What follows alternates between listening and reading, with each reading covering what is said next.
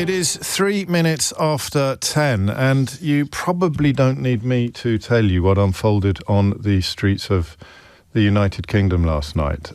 You can glance at a television screen to see burnt-out cars and burnt-out homes. It is, and it's a word that we've used before, but very, very carefully, because it's such a redolent word. It's such a resonant word. It's such a horrible word. But the word is pogrom.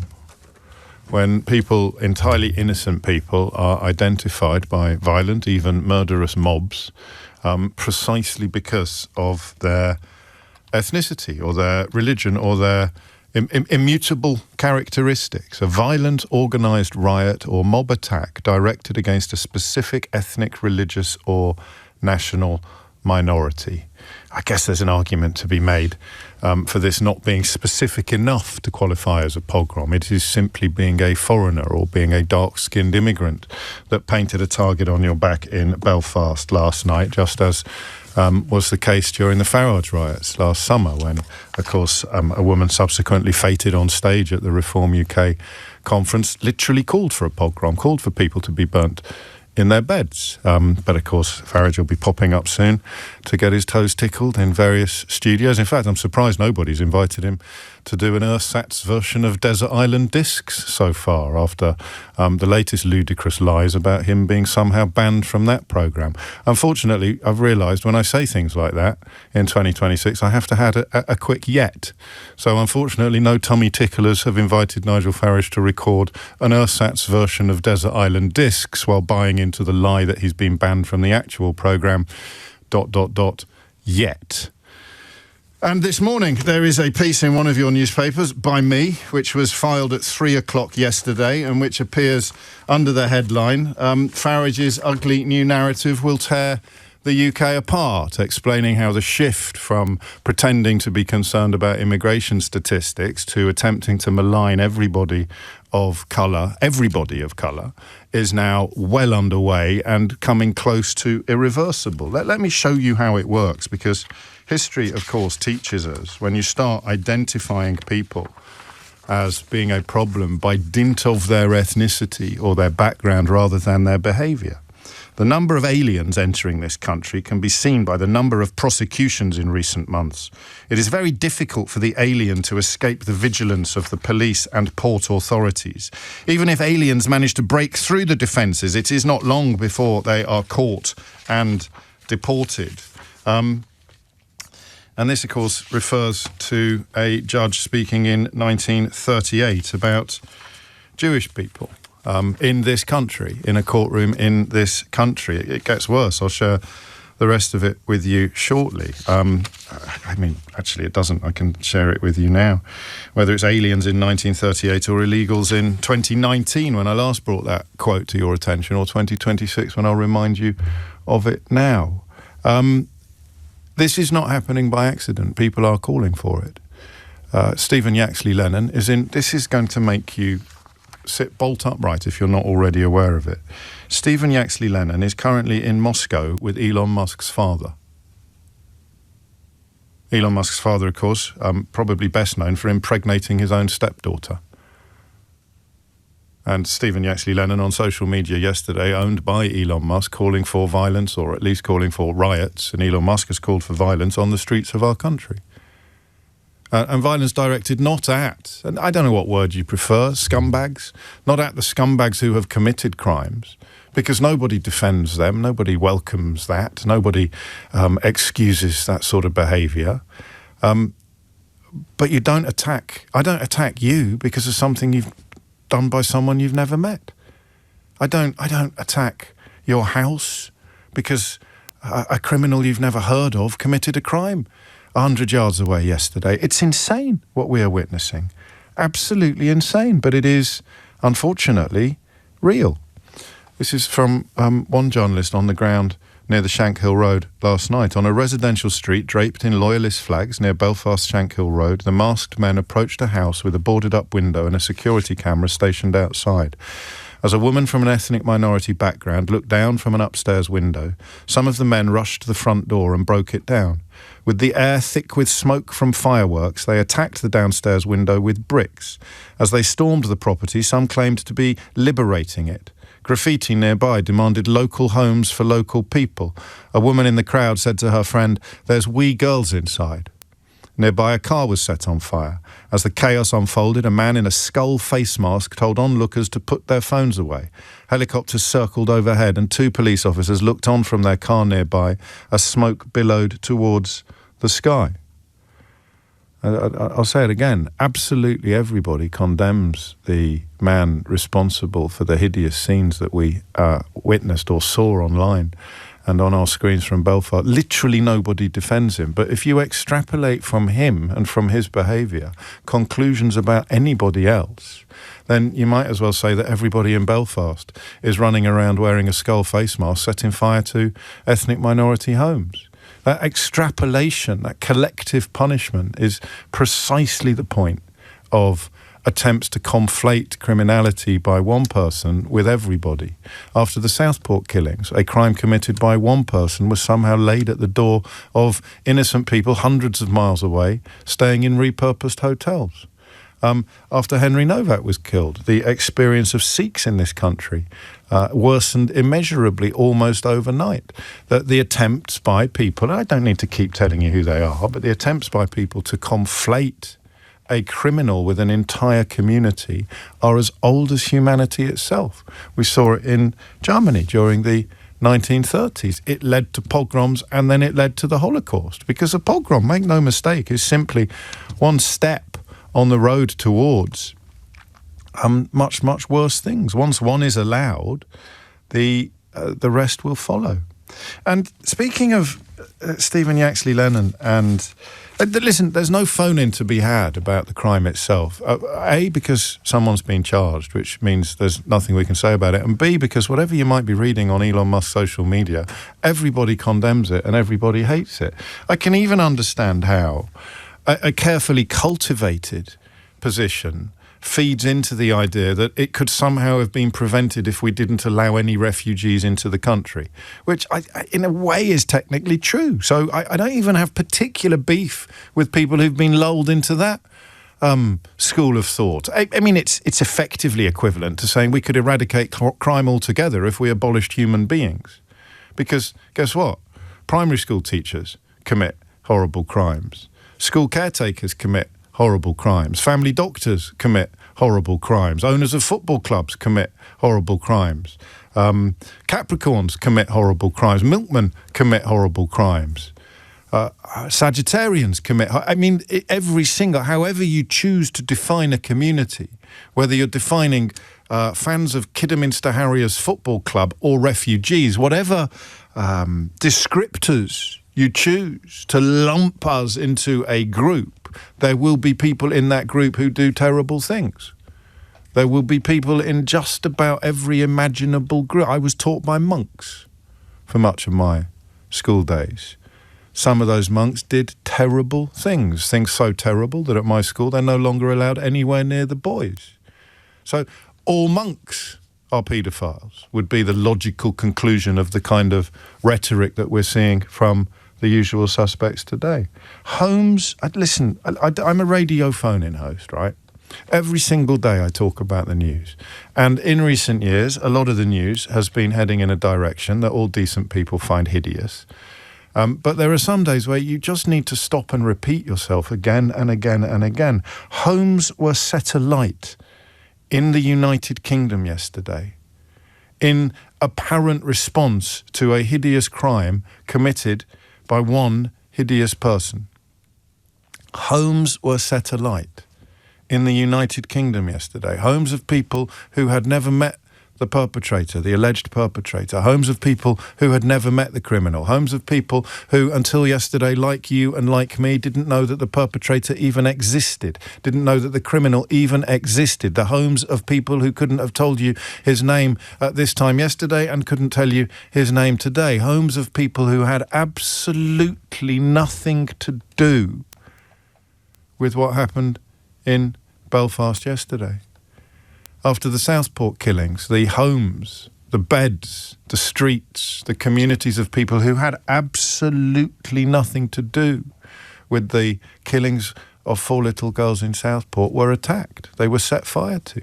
The police attempting to protect civilians and citizens from a rampaging, violent mob dancing to the tune of racist provocateurs, some of whom are now in Parliament. They got attacked. They got things thrown at them. The police came under attack in Southampton last week after the footage, the hideous footage emerged, the unbearable, heartbreaking footage emerged of Henry Novak being handcuffed and disbelieved by police after he had been the victim of what would quickly become a murder. But the judge and the father of the victim and the pathologist and the prosecution lawyer all laid out, for the benefit of anybody interested in knowing what happened, all laid out the facts. And then people chose to ignore the facts. People chose to expressly ignore the facts in the hope of whipping up precisely the sort of violence that we saw in Southampton last week and that we saw in Belfast last night. This shouldn't be difficult. The person responsible for a crime is the perpetrator. Whatever you think about immigration in general or refugees in particular, the idea that they are all responsible or all to be held accountable or all to be punished for the actions of an individual are ridiculous. The monster who killed Henry Novak was not an immigrant. He was no more an immigrant than Nigel Farage's children are immigrants. They both have an immigrant parent. The person who killed the little girls in Southport was not an immigrant. And even if he was, it wouldn't matter because it wouldn't say anything about immigration. The fact that any more than a monk says anything about all monks or a Capricorn says anything about all Capricorns. Or that story last week that I told you nobody would mention, and I wish I'd been wrong. I spend my life at the moment wishing I'd been wrong. Imagine writing an article at 3:00 yesterday explaining how Farage was priming the fuse, was lighting the blue touch paper for effectively pogroms in this country, and then watching the footage from Belfast last night. But the story last week about the Saudi Arabian student in Cambridge who was stabbed to death entirely unprovoked has received practically 0 column inches because the vicious killer was white and the victim was brown. But I don't draw conclusions about everybody white in Cambridge any more than I draw conclusions about everybody who takes cocaine, as the perpetrator reportedly did. Which brings us back to Stephen Yaxley Lennon, who is in Russia with Elon Musk's father, praising Russia while calling for violence on the streets of the United Kingdom. Praising Russia while calling for violence on the streets of the United Kingdom, protecting our women while hanging out with a man who impregnated his own stepdaughter twice. And Elon Musk is on your social media calling for violence on the streets of Britain. Not only calling for violence on the streets of Britain, calling for unprovoked violence, explaining that if you don't fight first, then you will somehow be a victim, as if everybody who is Sudanese or everybody who is Sikh or everybody who is Muslim or everybody who is black or everybody who is brown or everybody who is Chinese or everybody who is French or everybody who is German, as if every single one of them is possessed of exactly the same mindset as the other one, and they are all defined by the worst examples of their kind. Do you know, they even found that the bloke who Musk is amplifying at the moment is, and this is another element of the stories that are unfolding at the minute that is unbelievable. There's a website account. I'm not going to tell you what it's called, but I'll tell you that at the moment Elon Musk is amplifying it. Some hours after they posted, Elon Musk was always right. You either fight back or you die. They've even found that account is completely bogus. It's someone based in India who is a crypto scanner. He uses his online activity to draw potential victims into his crypto scam. There are many counts of dodgy crypto out there, but this one happily doesn't sit in British Parliament, refusing to answer questions about a secret £5 million gift he received from a crypto billionaire shortly before announcing policies that would be to the enormous benefit of crypto billionaires. It's hard to know what question to ask today. But I think the question is, Why does Elon Musk want race wars on the streets of the United Kingdom? You either fight back or you die. How do you fight back against someone who's been arrested? How do you fight back against someone who's in jail? Answer, well, you set fire to the homes of completely innocent people. Listen, I could be wrong. Maybe you've got another answer to that question. How do you fight back to against someone who's in jail? So the two perpetrators, one alleged, one convicted, of the two crimes that have prompted potential and actual pogroms on the streets of our country, my country, your country, pogroms on the streets of our country in 2026. The two crimes that have prompted it have already secured one conviction, one life sentence for murder, and one arrest in the other case. There is no perpetrator at large. How do you fight back against that? How do we fight back against Ian Huntley? How do we fight back against Fred West? How do we fight back against Harold Shipman? How do we fight back against it? Because if you don't fight back, you die. How do you fight back against people who are in prison? You don't, do you? You can see this. Where do you direct your pure cold rage if the person responsible for the thing that you're furious about is already serving a life sentence? Where do you direct your pure cold rage about a crime whose perpetrator has already been convicted and jailed? Is that a rhetorical question? Do we all know the answer to that? You direct your pure cold rage at people who look like the criminal, James. I don't know how many days away we are from hearing them say that bit out loud, but at the moment it's a whistle, right? It's a dog whistle. Unless you've got a different answer. How do you fight back against people who are in prison? Where do you direct your pure cold rage about a crime committed by somebody who has been convicted and jailed? What exactly is the target here? Because when somebody is killed who isn't white, or somebody commits a murder who is white, none of these comments ever really appear. We're never told to. How do we fight back against Sarah Everard's killer? Oh, we don't, because Nigel Farage told us when Sarah Everard was murdered that, we mustn't blame all men and we mustn't blame the police. But when Henry Novak is murdered, we blame all immigrants, we blame all Sikhs, well, not all immigrants, not the mother of his children, but, the brown ones, the black ones.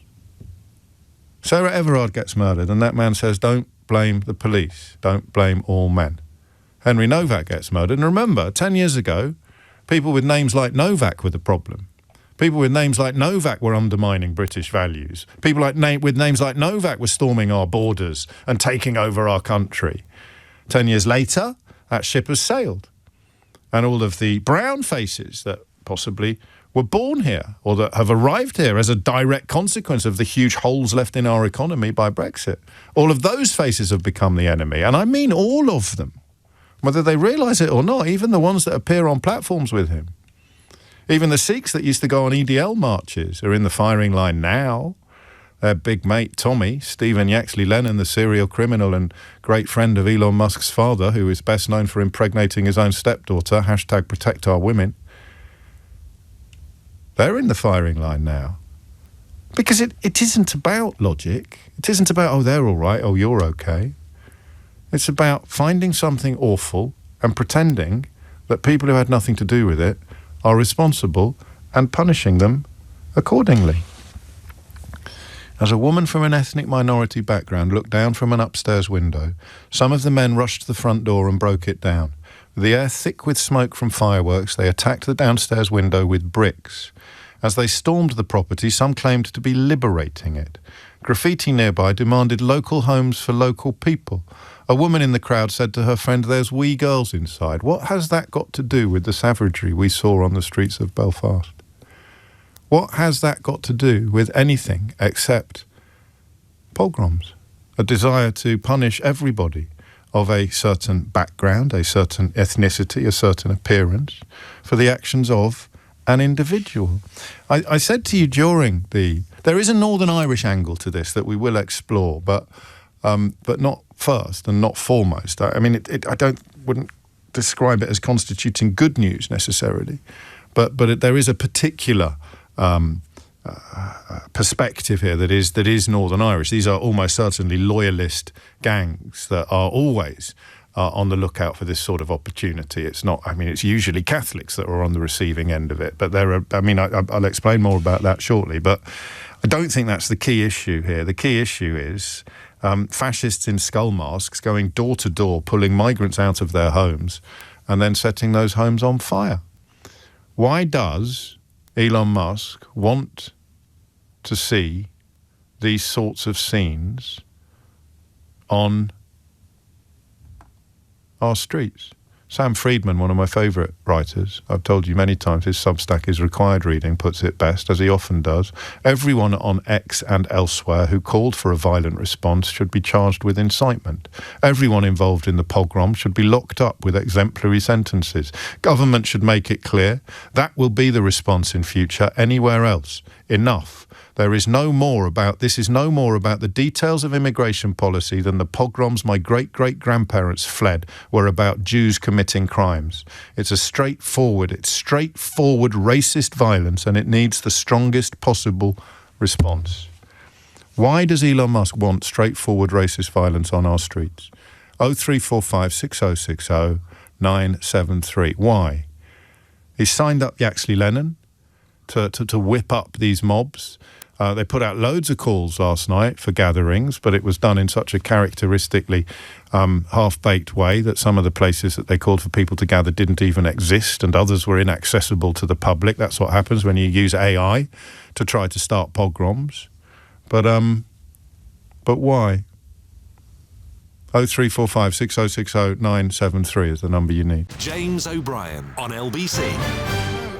That article I quoted you from 1938, it even talks about back doors, which the people who didn't understand Northern Ireland when they called for Brexit and don't understand it now when they start talking about back doors are already doing. The way stateless Jews and Germans are pouring in from every port of this country is becoming an outrage. I intend to enforce the law to the fullest. In these words, Mr. Herbert Metcalfe, the Old Street magistrate, yesterday referred to the number of aliens entering this country through the back door, a problem to which, wait for it, the Daily Mail has repeatedly pointed. It's almost 100 years ago, this, 1938. The number of aliens entering this country can be seen by the number of prosecutions in recent months. Oh, yes, because they're all criminals. It is very difficult for the alien to escape the increasing vigilance of the police and port authorities. And I think pogroms in Germany were already underway. That's what these poor people were running away from.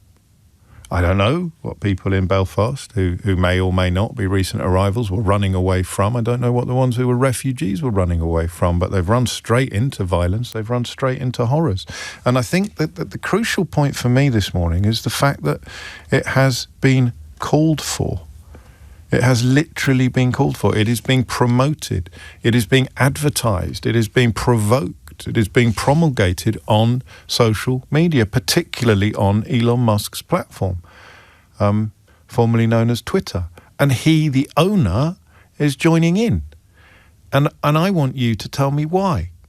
I remember telling you some time ago, I'm not going to take a call before the news, sorry, just so you know. But if you want to be first on after the news, the number you need is 0345 6060 973. And the question I want you to answer is, why does Elon Musk want this? That's all. Why does he want this? You probably know more about it than I do. All I know is that shortly before I left his platform, I was almost deluged by footage of crimes being committed by people of colour. It didn't matter where they were.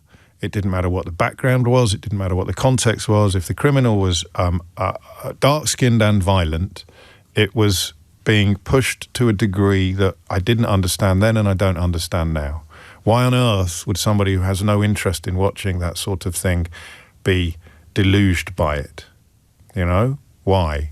Because it was being deliberately put in front of people. Again, as with adolescence, art sometimes does a better job than journalism. And if you watch Tiptoe, the new Russell T Davies drama on Channel 4, you'll see what's happening to David Morrissey's character as he watches an increasingly unleavened diet of online violence, carefully cultivated, engineered to convince him that the gays or the foreigners are all the enemy. And it's happening on the thing that you've got in your pocket. It's happening on the thing that you've got in your pocket. It's not only being used to create fake images of child sexual abuse, it's being used to foment race war. It's being used to provoke precisely the sort of activities that we saw on the streets of Belfast last night. Twitter is being used to create this nightmare scenario. And one of the key creators of it is currently in Moscow with the owner's father, a man best known for impregnating his own stepdaughter. Twice. Hashtag protect our women. Why? I hope this isn't a silly question, but I don't know the answer. Why? Why would the richest man in the world want to see pogroms on the streets of the United Kingdom? Unless, of course, and absolutely you are welcome to explain to me that he doesn't. When he says you have to fight back, brackets, against people in prison, close brackets, by attacking people not in prison, I don't know. Maybe that isn't what he's calling for when he promotes these messages and these people. James O'Brien on LBC. It is 10:34 and you are listening to James O'Brien on LBC. Do you ever sort of think that you must think it as... I must be wrong. I must be wrong because it's so obviously bad. The fact that they're doing it means I must be missing something. Is that a sort of warped form of modesty? A form of intellectual modesty? Not something I'm often accused of. But Keir Starmer has posted a condemnation of these scenes in Belfast last night. He has... because plenty of people will either not know this or, more importantly, perhaps pretend not to know this. Yesterday, already posted an unstinting condemnation of the scenes that were filmed. And he's stuck it on X.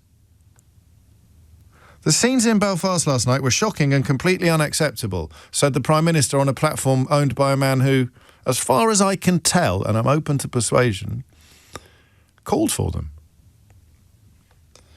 I'll say that again because I am... The scenes in Belfast last night were shocking and completely unacceptable, said the Prime Minister, on a platform owned by a man who called for them.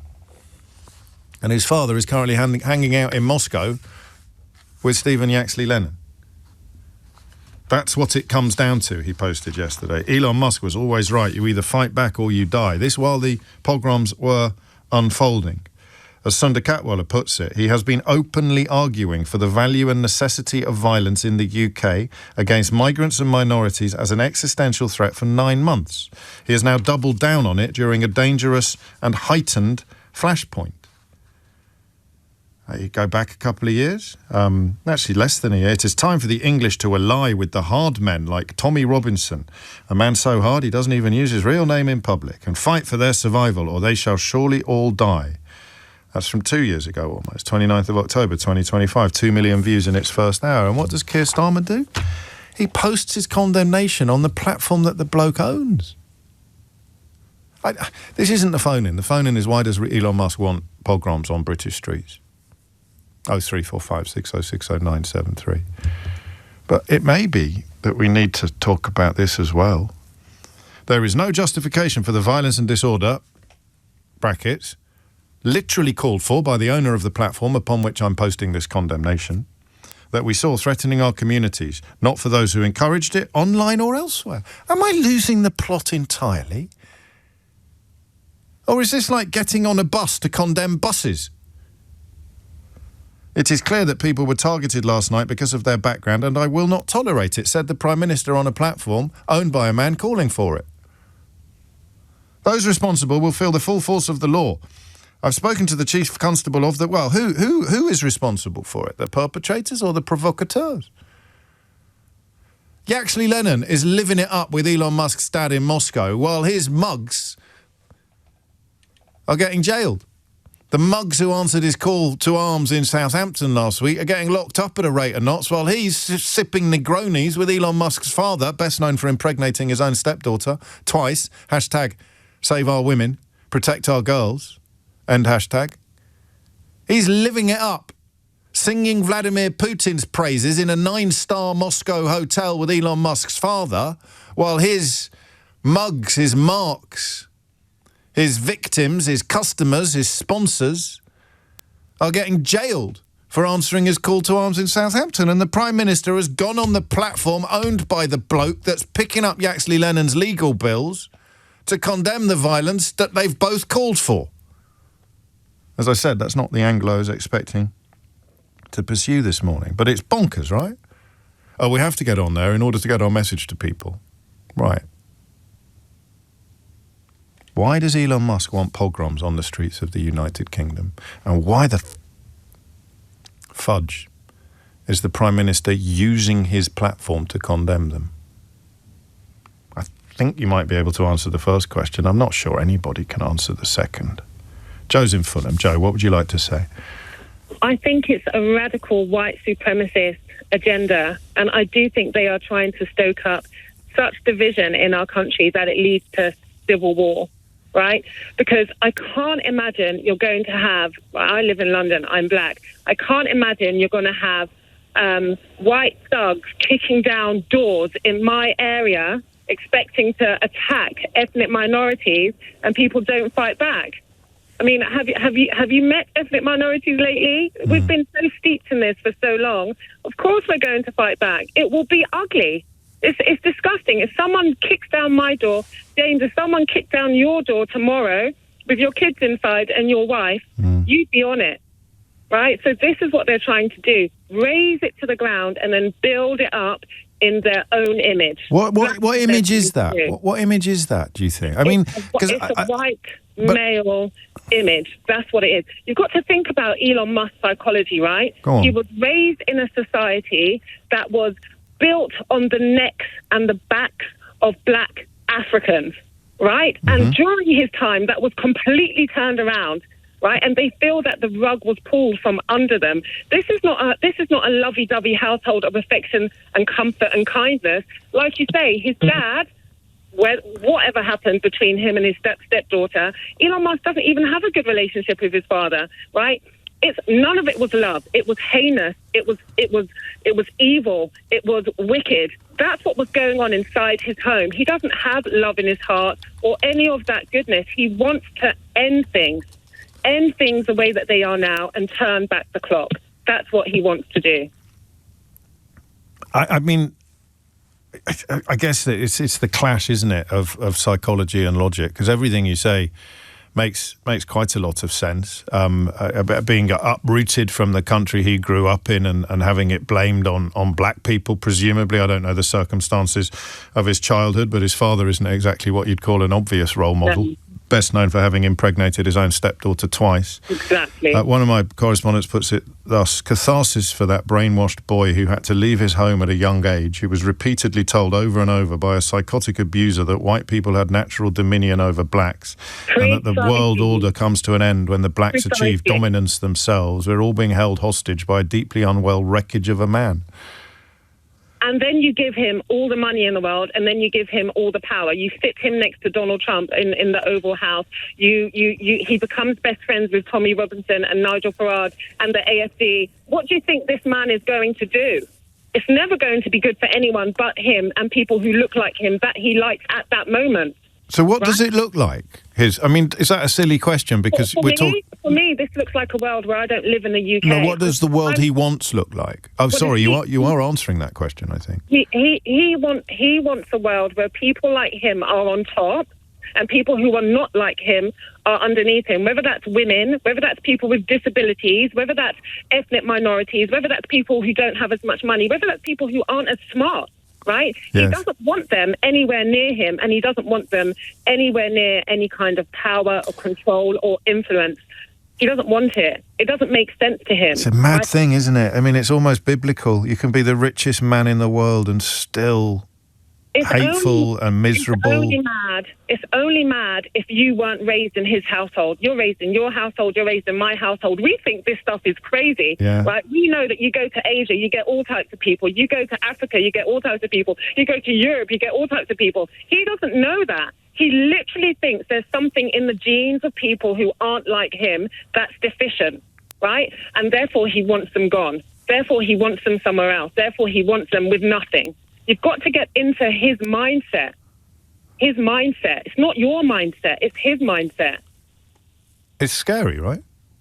Of course. I kind of don't want to use that word. I want to find it ridiculous, but it wasn't my house that was set fire to last night. You can't fight that with funny, can you? No, absolutely not. This is what I was going to say.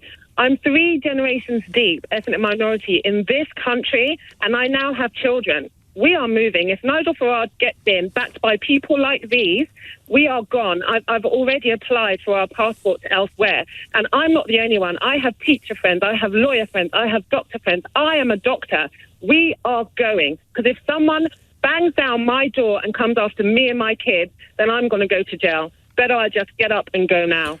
Because, I mean, I think the BBC report is one that I haven't read out yet. They're quoting the MP for one of the Belfast MPs, the leader of the SDLP. What you're seeing is a race-based pogrom. We are seeing men going door to door asking to get the foreigners out based exclusively on the colour of their skin. It's not based on what they're contributing to society, what their status here is, and it's terrifying for people in Belfast who want this sort of politics to be far beyond them. That's Claire Hanna, the leader of the Social Democratic and Labour Party. And I guess there's a bit of white privilege kicking in, because part of me wants to say, oh, no, they don't mean you, Joe. But you read that they're going door to door asking to get the foreigners out based exclusively on the colour of their skin, not how long they've lived here, not where their parents grew up, not what they contribute to society, not what their role is, not what they do, not who they are, but what they are. Then that is your door one day. And do you know what one of the saddest things is, before I go? One of the saddest things is that I have so many white friends. I grew up in West London, in Greenford, in the 1980s, so many white friends. And now I wonder how many of them sympathise. That must be awful. That must be absolutely awful. And Facebook sometimes provides a glimpse or an insight into how many, quotes, sympathise, end quotes, but it's never going to provide the full picture. And those are the people who would say, I don't mean you. They are. I don't mean you. I mean, because they don't just mean the criminals either. That's easy. We can all agree on that. There's no punishment strong enough for Henry Novak's killer. There's no punishment strong enough for people enacting savagery on the streets of Belfast. We can all agree about that. But some people want to punish you. You! And it makes no sense. Go on. Well, I think we lost the phone line. We'd maybe just let her come back and finish that point. The time now is 10:45. James O'Brien on LBC. 48. How do you fight back against someone in prison? And where do you direct your pure, cold rage about a crime committed by someone who has been convicted and sentenced to life in jail? These are really important questions that you're unlikely to hear asked on Ersat's versions of Desert Island Discs designed to tickle the tummy of the man who is unleashing levels of inter-community violence in this country, the likes of which we rarely, but not never, see. Where do you direct your pure, cold rage about a crime committed by someone who's already in prison? How do you fight back against someone who's already in custody? Answer, that's not what they want, is it? And they've told us. I mean, you know, it's not even debatable. I don't even think it's one to run by the lawyers. They've told us. Elon Musk has told us that this is what he wants. Elon Musk has told us that you either fight back or you die. It's time for the English to ally with all the hard men, like Tommy Robinson, serial criminal. Friend of his dad, best known for impregnating his own stepdaughter twice, #ProtectOurWomen. And it's there. You have to go out and attack immigrants because otherwise they will attack you. And I don't know that the mobs that we saw in Belfast last night would actually have needed much encouragement, to be honest with you. It's a febrile environment at the best of times, but the fact is it could spread. It spread last summer. There were desperate attempts to make it spread last night, posted from a Moscow hotel where Yaxley Lennon is currently got his snout in the trough with Elon Musk's father. But they want it, and I want you to tell me why. Mo's in Birmingham. Mo, why does the richest man in the world want pogroms in Belfast? I know one thing about Elon Musk, in my opinion. He will do anything to anyone that impinges on his ability to make money. I don't agree with. Well, I mean, I don't disagree with you, but I don't think that's what this is about. He's losing money on Twitter. He must be losing millions on Twitter. Twitter is his tool to bend governments to his will, to dictate which way elections run, to, amplify the sort of message that he wants. And I personally think there will be an aspect of right-wing white supremacism in his philosophy, from the fact that, he was greatly moulded by apartheid-era South Africa. I do not doubt that plays a part in there. But everything I look at him, and I see a man that actually has very little ideology. And I'll run through a couple of examples here. He was happily willing to turn on Trump when Trump was threatening to put a load of tariffs on exports that Tesla got from China. Okay, and on the flip side, he was happy to support Trump when, Trump was looking to get, elected back as president in America. Okay, alternative think here. He, I think, sees this current Labour government, Keir Starmer's Labour government, as someone that is not favourable to what he wants to do in terms of business here in the UK, and he will use all tools available to him, and Twitter's a great tool there for him to sort of bend this Labour government to his will. There's a lot of moving parts here. So the idea of... but what if it's not about the money? You see, here's a thought which hadn't occurred to me before.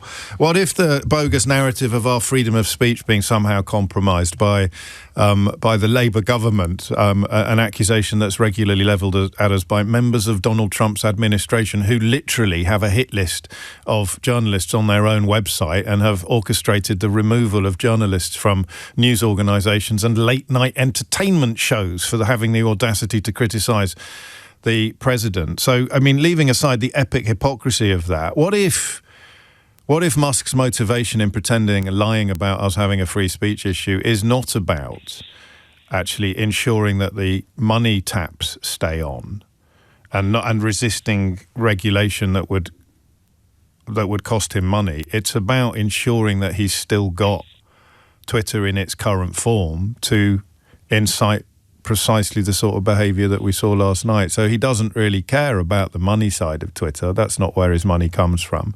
Twitter is his loudhailer. It's the loudhailer through which his white supremacism, since he bought it and brought back the biggest racists in recent British history and amplified them and promoted them and paid them, he wants Twitter to be unregulated and uncensored, because he wants the racist lies to be louder than the truth, and he needs the racist lies to be louder than the truth in order to incite the sort of violence that we saw last night. So that is why the bogus narrative of free speech being under threat is being enforced by him and by J.D. Vance and by others. I think. Look, at this moment in time here, he perceives, and I'm not going to call them racist for the fact that it could be libelous and so on. He perceives at the moment that people like Nigel Farage, dare I say, Kemi Badenoch, or Rupert Lowe are more business friendly to what he wants to do here in the UK. I don't think that's true. I wish you were right, almost, because it's digestible, the commercial imperative. The primacy of profit is easy to swallow, but white supremacist violence is not. It doesn't make sense. You're trying to make sense of it. I don't think it's got anything to do with business. I think the business is the loudhailer. It's not about the Benjamins. It's not about the revenues. It's not about anything except he looked at Twitter and he saw what happened when ordinary people are in charge of potentially mass media, and he hated it because it wasn't racist and it wasn't promoting hatred and it wasn't pretending to believe that being white is somehow better than being brown or being black. It wasn't enforcing all of the weird beliefs and prejudices and bigotries and hatreds that define his character. It was making him feel ashamed of. So he bought it and turned it into a reflection of his own warped soul. I'll say one thing as a devil's advocate here. Yeah. We agree he's a businessman who loves making money. No, but I don't think that's got anything to do with the conversation that we're having. Let's continue on then with this narrative. He obviously has ridden his horse on the right-wing white supremacism here.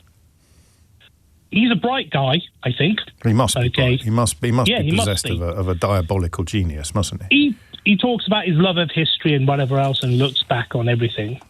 What in his mind thinks that white supremacism is going to deliver him prosperity? Nothing. He doesn't care about the prosperity of it. I mean, I honestly think you're barking up the wrong tree on this one. But as I always say on the programme, I could be wrong. I mean, people made huge fortunes out of Nazism, of course, the ones that were in place. If you give £5 million to a politician secretly, then you sit back, hope for that politician to become Prime Minister. And even though you're already super rich, you're going to be super mega rich by the time he is no longer Prime Minister. But I just don't see Musk in that category. You can't be richer than the richest man in the world. And he's already the richest man in the world. I think he's using his money to drive an entirely different part of his appetites. It's the desire to see brown and black people suffer, all of them, including the ones that are currently sharing platforms with the politicians that he sponsors. And I just think of the Sikhs on the EDL march. I'd actually give me a ring if you're one of them, because how are you feeling now? You've seen where Yaxley Lennon stands on people like you. You're an invader, mate. Even if you've been on 5 EDL marches and sent all your wages to Stephen Yaxley Lennon to get stuck into when he's staying in a Moscow hotel with Elon Musk's father, best known for impregnating his own stepdaughter twice. #protect our girls. I almost think you're being naive, Mo, which isn't like you. I almost think that the financial argument here is utterly moot. I don't think it's got anything to do with what's going on.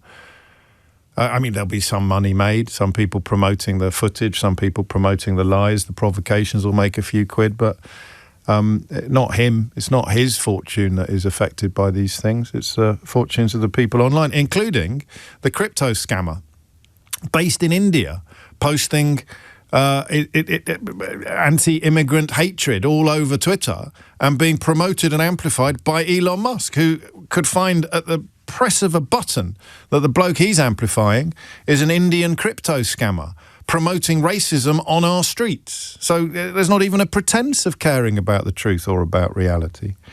I wonder what it is. I guess it is going to be the white supremacism. So do we move, thank you, Mo, take care, do we move the question then on to the blue sky element of it, the Prime Minister, the Twitter element of it? The Prime Minister is posting his condemnation of pogroms that were called for by the owner of the platform that he's posting his condemnation on. Lewis is in Malpass near Chester. Lewis, what would you like to say? Hi, James. Good morning. Hello, yeah, I actually have to kind of echo what your last caller just said, and so you're probably going to shoot me down. I'm not going to shoot you down. I just think you're being a bit naive. Well, I was going to just build on it a little bit, because I think you're too kind of into the whole Twitter side of it, but I think his other businesses have bigger dreams, bigger pictures. And I think the whole culture war side of it, I don't think he really cares about that. I don't think that's a key driver to it. This is mad. I think It's who he is. I think it's very much a means to an end. Don't get me wrong. I think you're doing that yourself.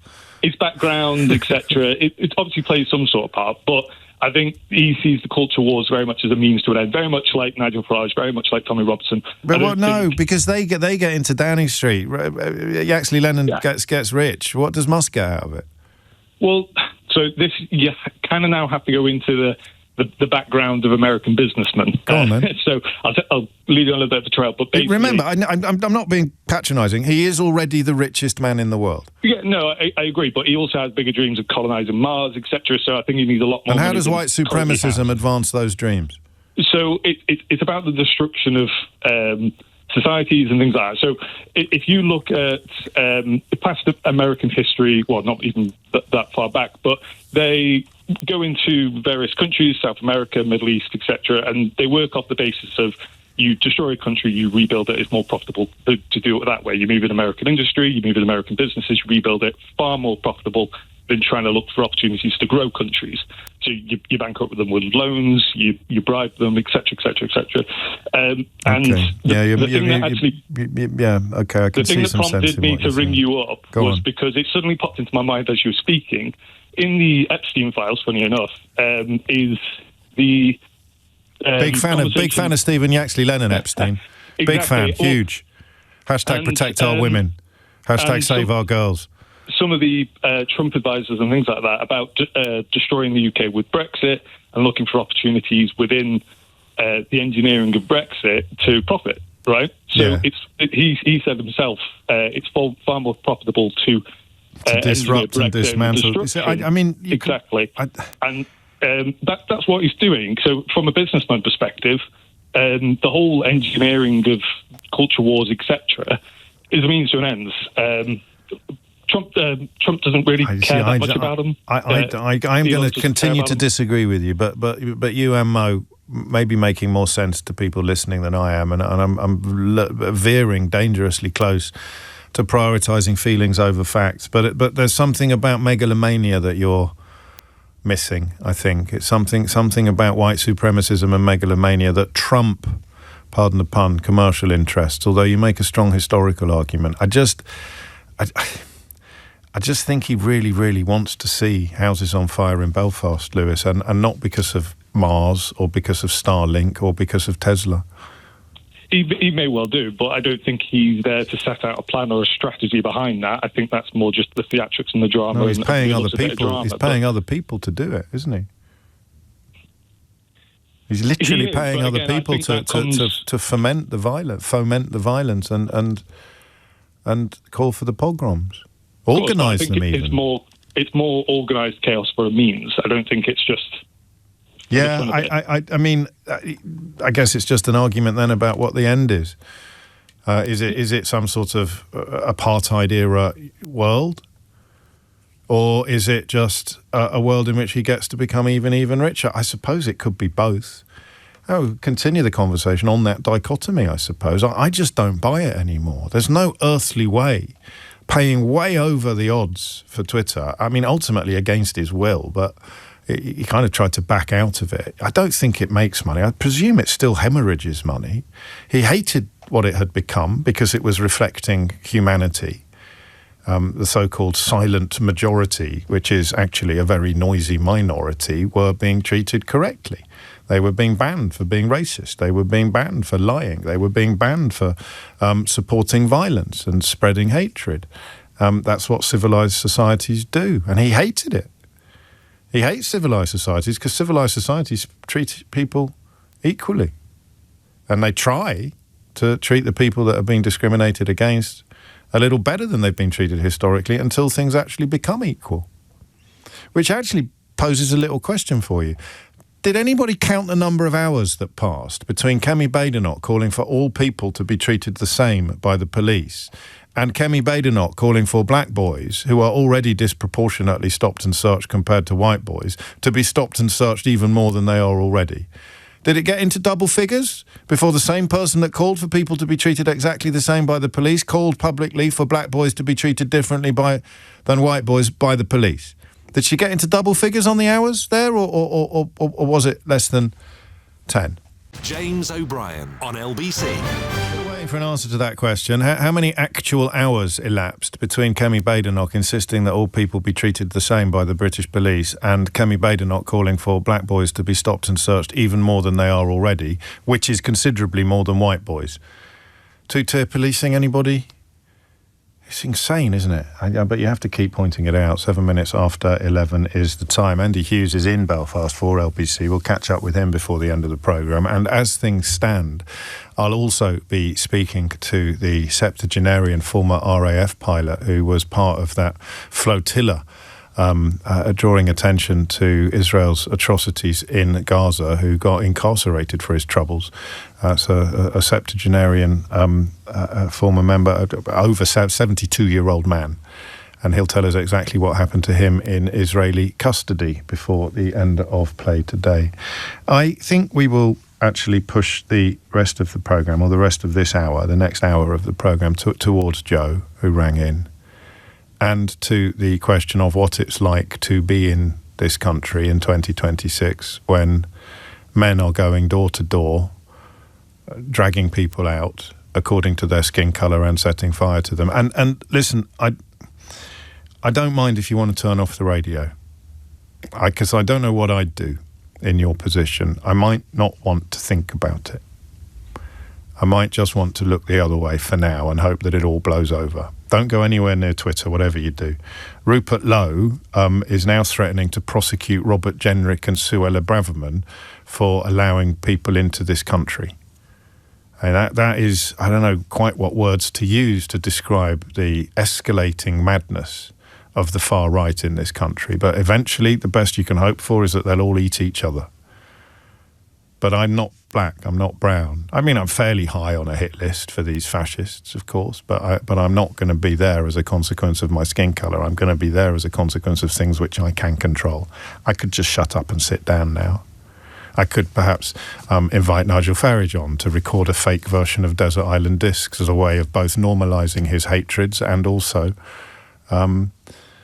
pretending that his lies about being banned from it is true. I could just do that. I could do it now. We could put a call in, you know.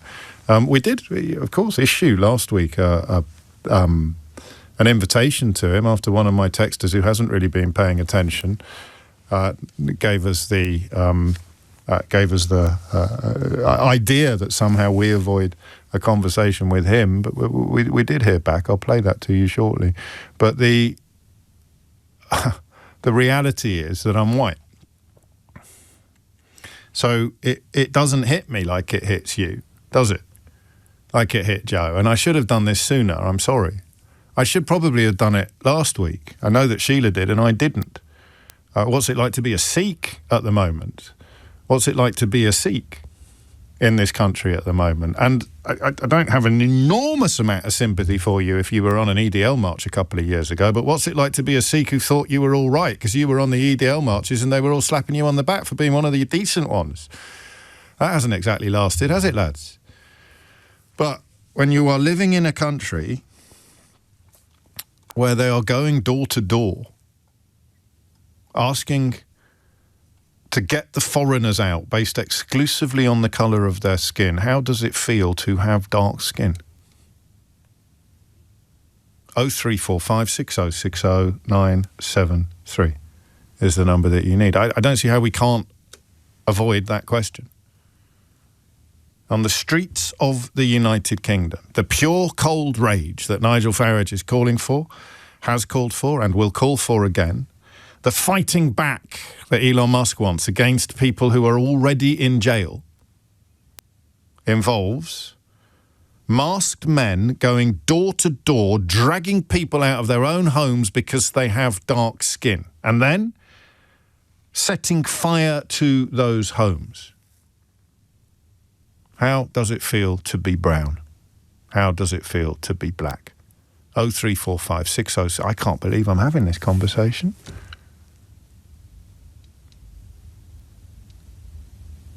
How does it feel to be black in the land that Nigel built,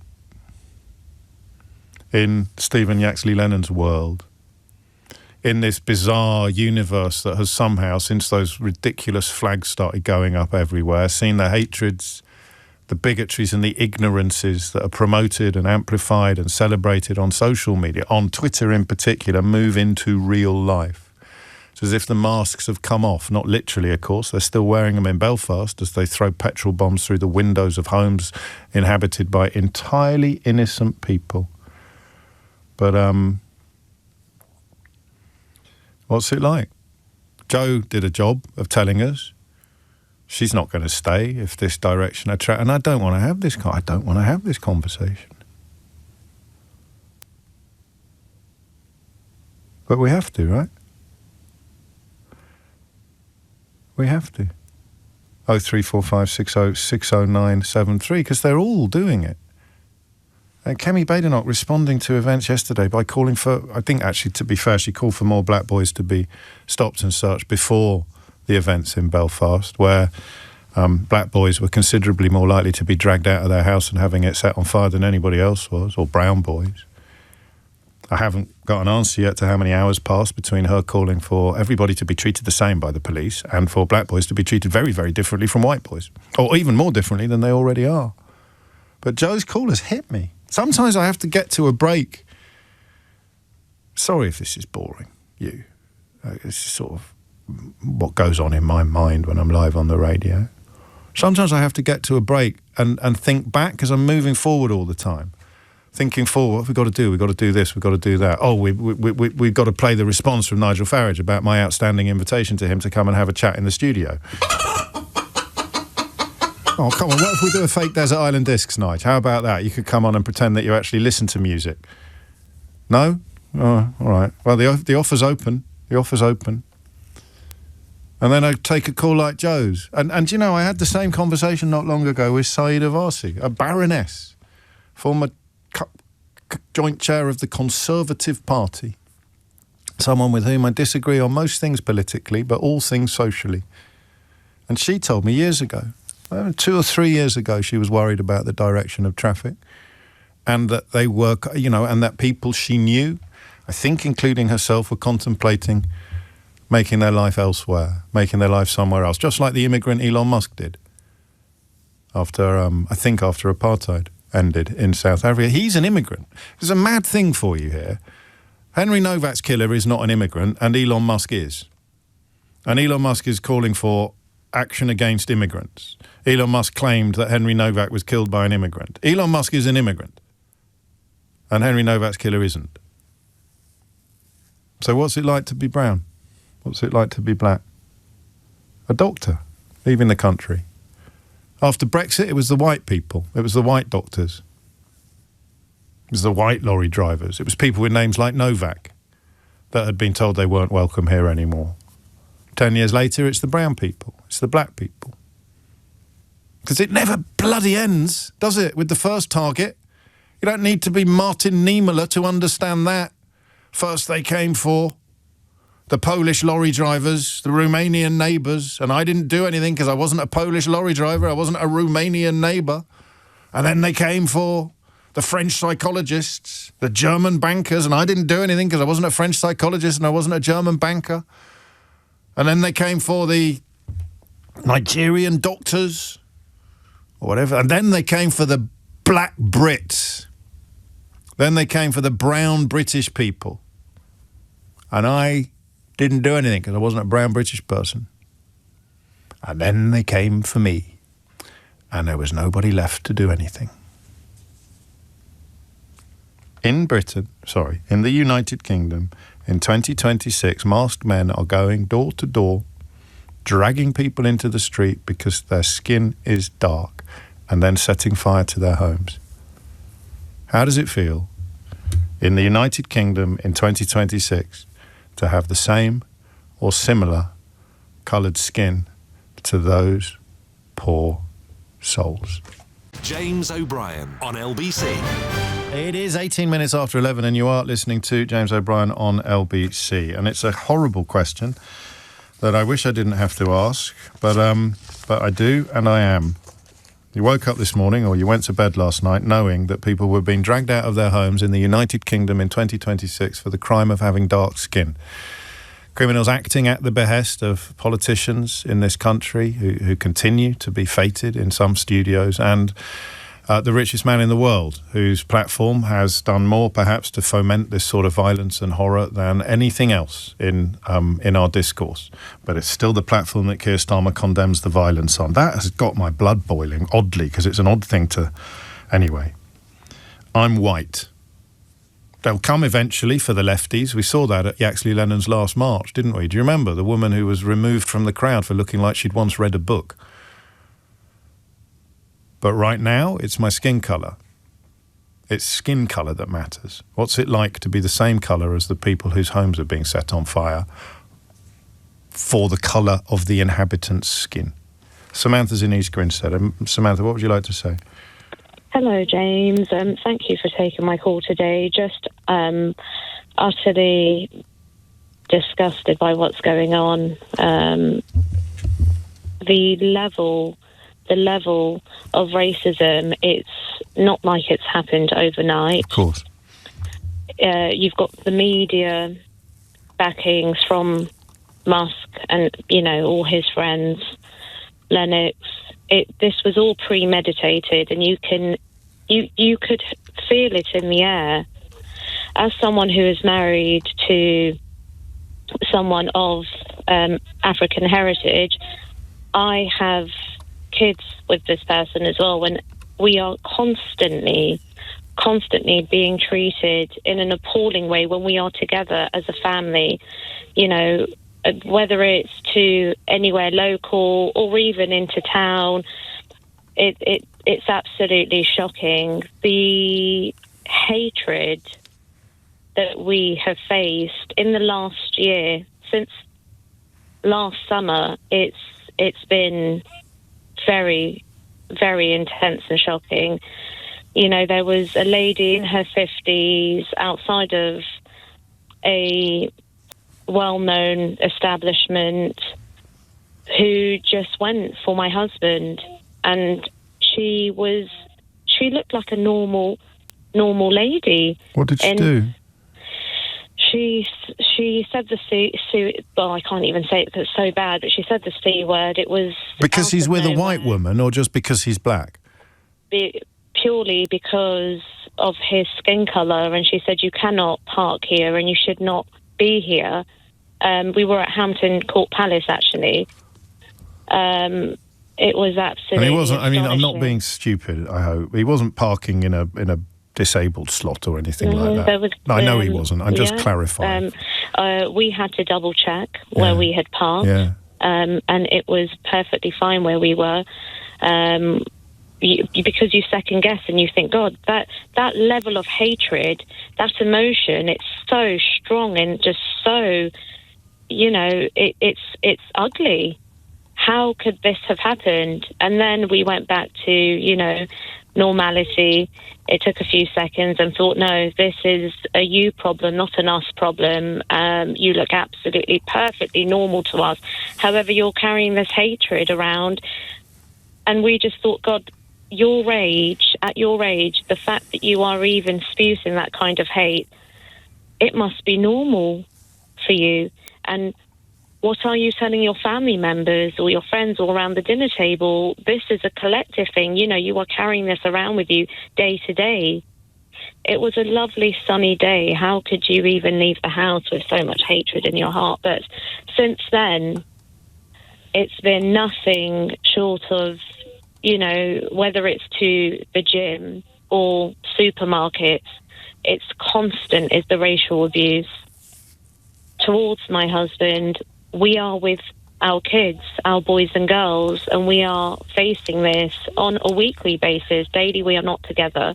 You know, we are working, but it's very scary as what's happening. And you know, you've got the media that's backing this ideology, as well as social media, not just, you know, and that makes people. I mean, that radio and TV.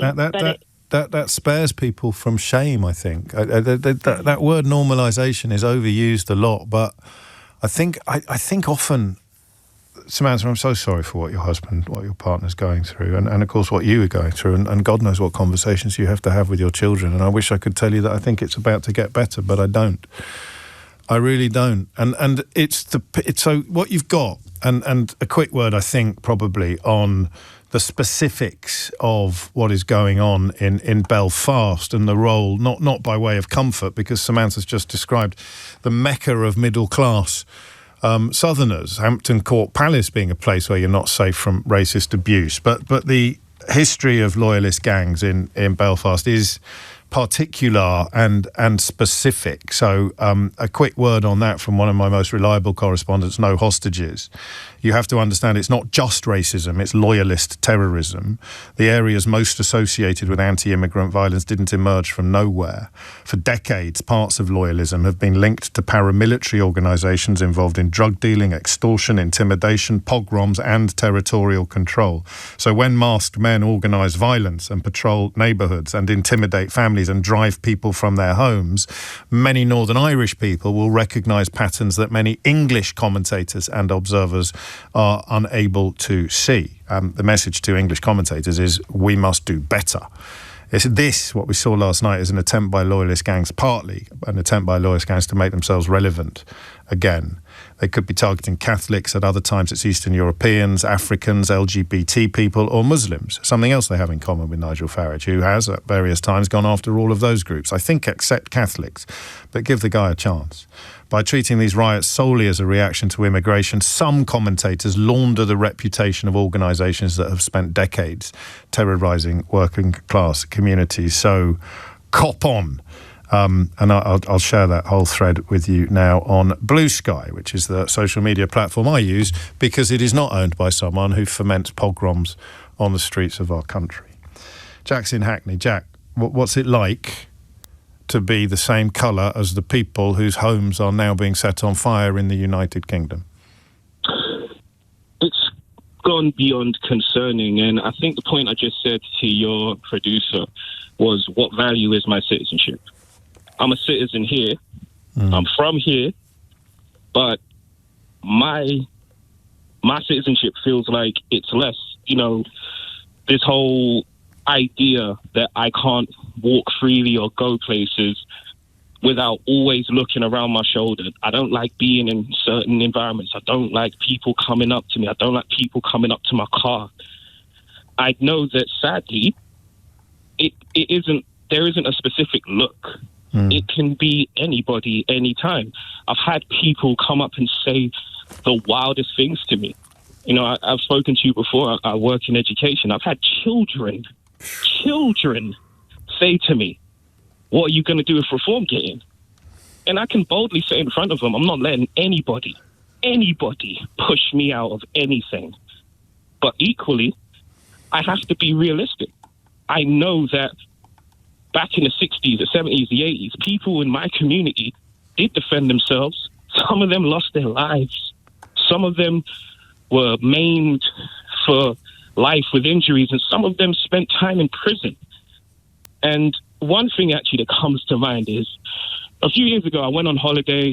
I was on the African continent, and James, I cannot begin to tell you how many black British people I met. And, you know, you hear a British accent, you strike up a conversation, and I would say to them, like, oh, why did you move here? And they were like, we're sick of racism and we know what's coming. And one woman, she's like from a similar part of London, like we knew mutual people. And I'm just like, wow, in the 6th richest country in the world, one of the countries that is said to have, you know, one of the greatest democracies and all that type of stuff, people like me are moving out. We're getting passports for Jamaica, Kenya, you know, Nigeria, whatever country it is. And people are making their preparations. I know a lot of people that have kids that are saying the minute their kids hit 18, 19 and are set up, we're out because we can't guarantee our safety anymore.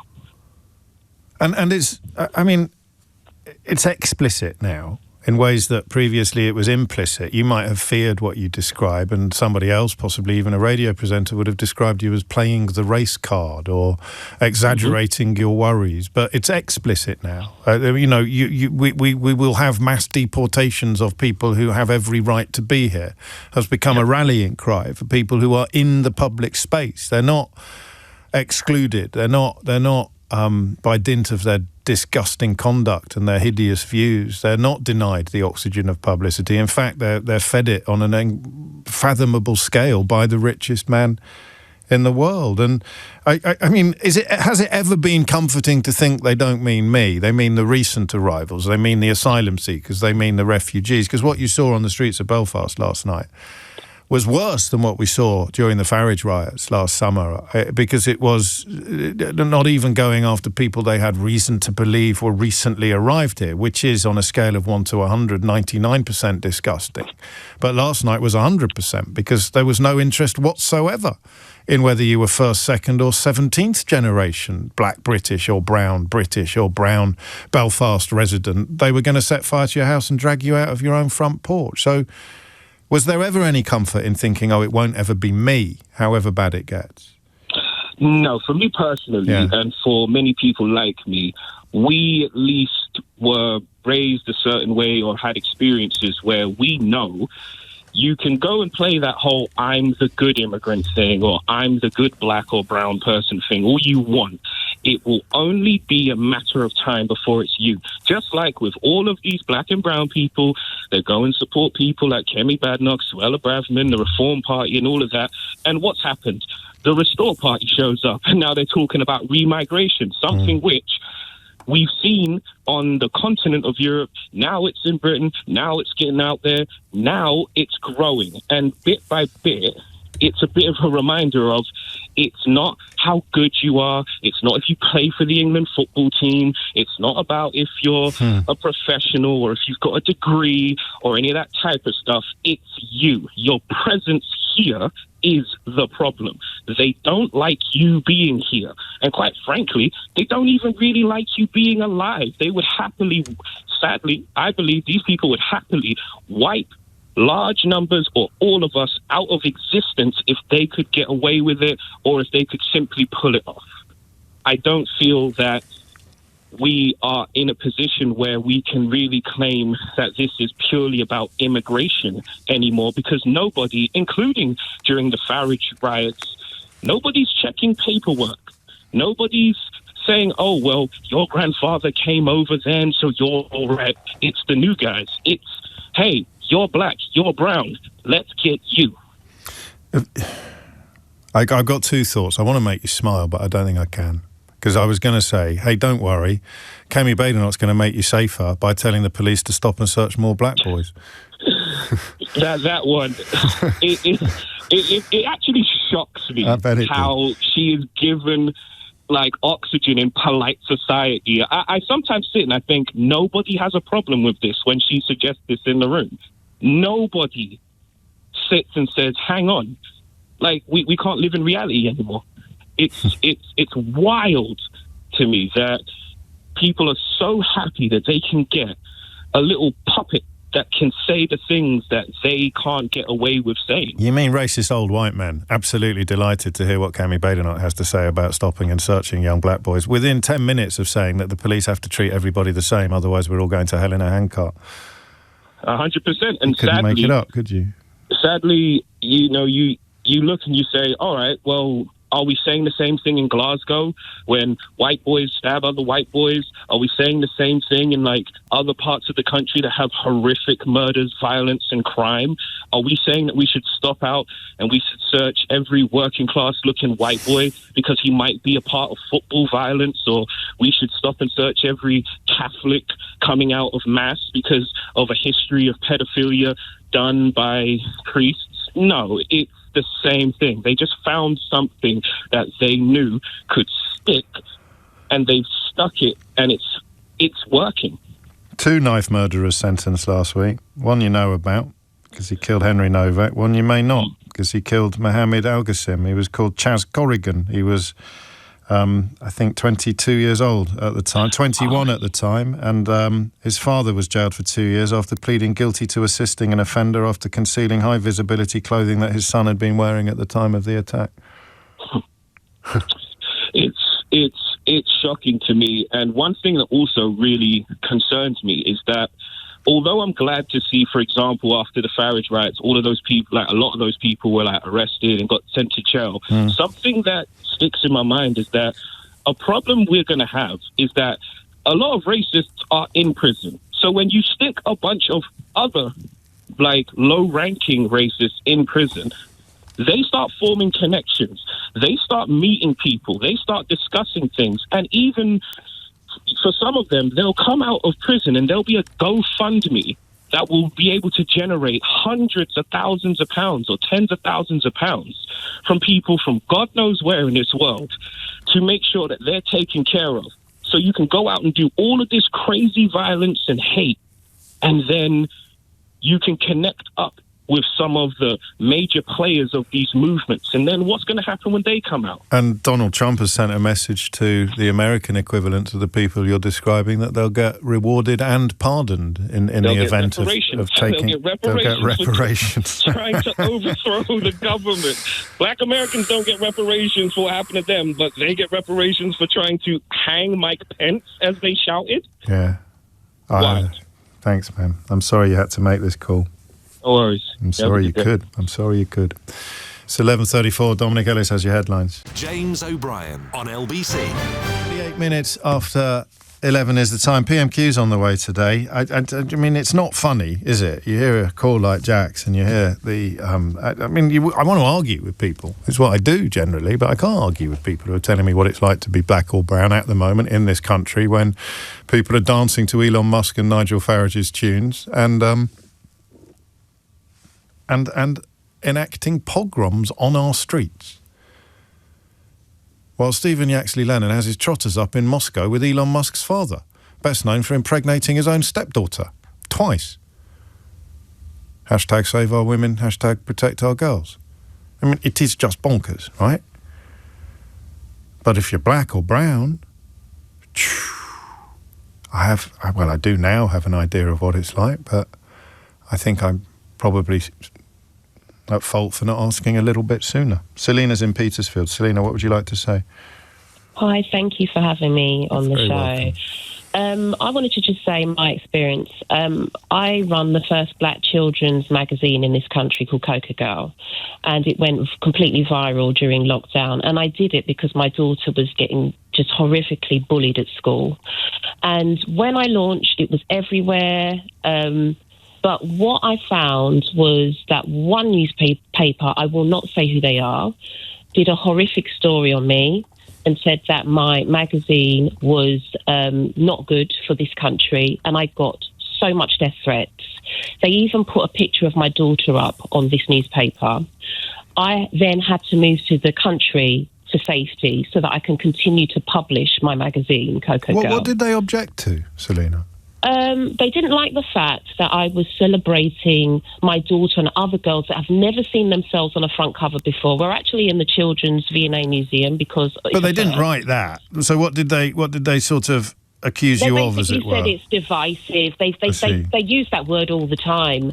And it's going to divide the country. But believe it or not, there were more white people buying that magazine than, some black people. And the reason being was because you had grandparents that had black, or mixed race grandchildren. So that a bit about their own heritage. Understand the culture. Yeah, and so when this newspaper did this story on me and I got death threats, literally, I went to the country to, basically take my children out of the public eye. And then I got more racism. And this was face-to-face racism. Oh, yeah, it was shocking. And I got people, when I moved into a certain area, people were moving out. And one of the neighbours that I had, she came and knocked on my door. And to introduce herself, she pulled, because I had hair extensions at the time, she pulled my hair extensions. She looked me up and down and said, "You could hang yourself with that hair." And I didn't want to respond in the way that I might normally respond. So I knocked on the door later on. I said, "Let's have a cup of tea." Yeah. And I bought her my magazines, which I used to educate people with my culture. Yeah. They're beautiful magazines. And we sat down and we talked about why she can't say that and what we've gone throughout the years when it comes to our lovely, beautiful Afro hair. So she hadn't meant any harm by it? Well, I know that sounds like an odd thing to say, but she was essentially saying it looks like rope. She was basically, trying to, I think... she wanted to have a cup of tea with you, is what I'm saying. And she wasn't frightened of you or wishing you harm. She's just done what is, a microaggression or... Yes, that's what I will call it. Yeah, same. And what I had to do was, instead of being what she probably thought I might be in terms of get angry, the term angry black woman, I decided to take a different approach and educate her. Now, it's not my job to educate people, but it kind of is. I'm sorry, I'm not arguing with you, Selena. But your magazine, you've given yourself that job by dint of launching this wonderful magazine. In a way. It's celebrating children that don't often see themselves. So it is an educational magazine. However, it was also for children to affirm them who don't often see themselves in the public eye. I mean, our brand changed the landscape of publishing. I got the highest award in publishing last year from the BSME Awards. Brilliant. I changed the game. I changed the way that people, highlighted black people within the magazine industry, and I'm very proud of that to this day. However, with this lady, we're friends because I took a different approach. Now, this is another thing I wanted to say as well. I've had my tyres slashed. I drive a nice car. I've parked up, in the country, in the supermarket. Someone's seen my car, slashed my tyres. When police have arrested him, he said, that black woman shouldn't be driving a car better than me. This is what we go through. When I open my door every day, I don't know what I'm going to get. I'm probably going to be followed around the supermarket every time I walk into a supermarket. It's happened to me before, and that's gone viral.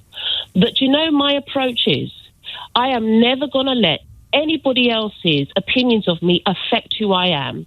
I am going to continue to love. I'm going to continue to say hello to people.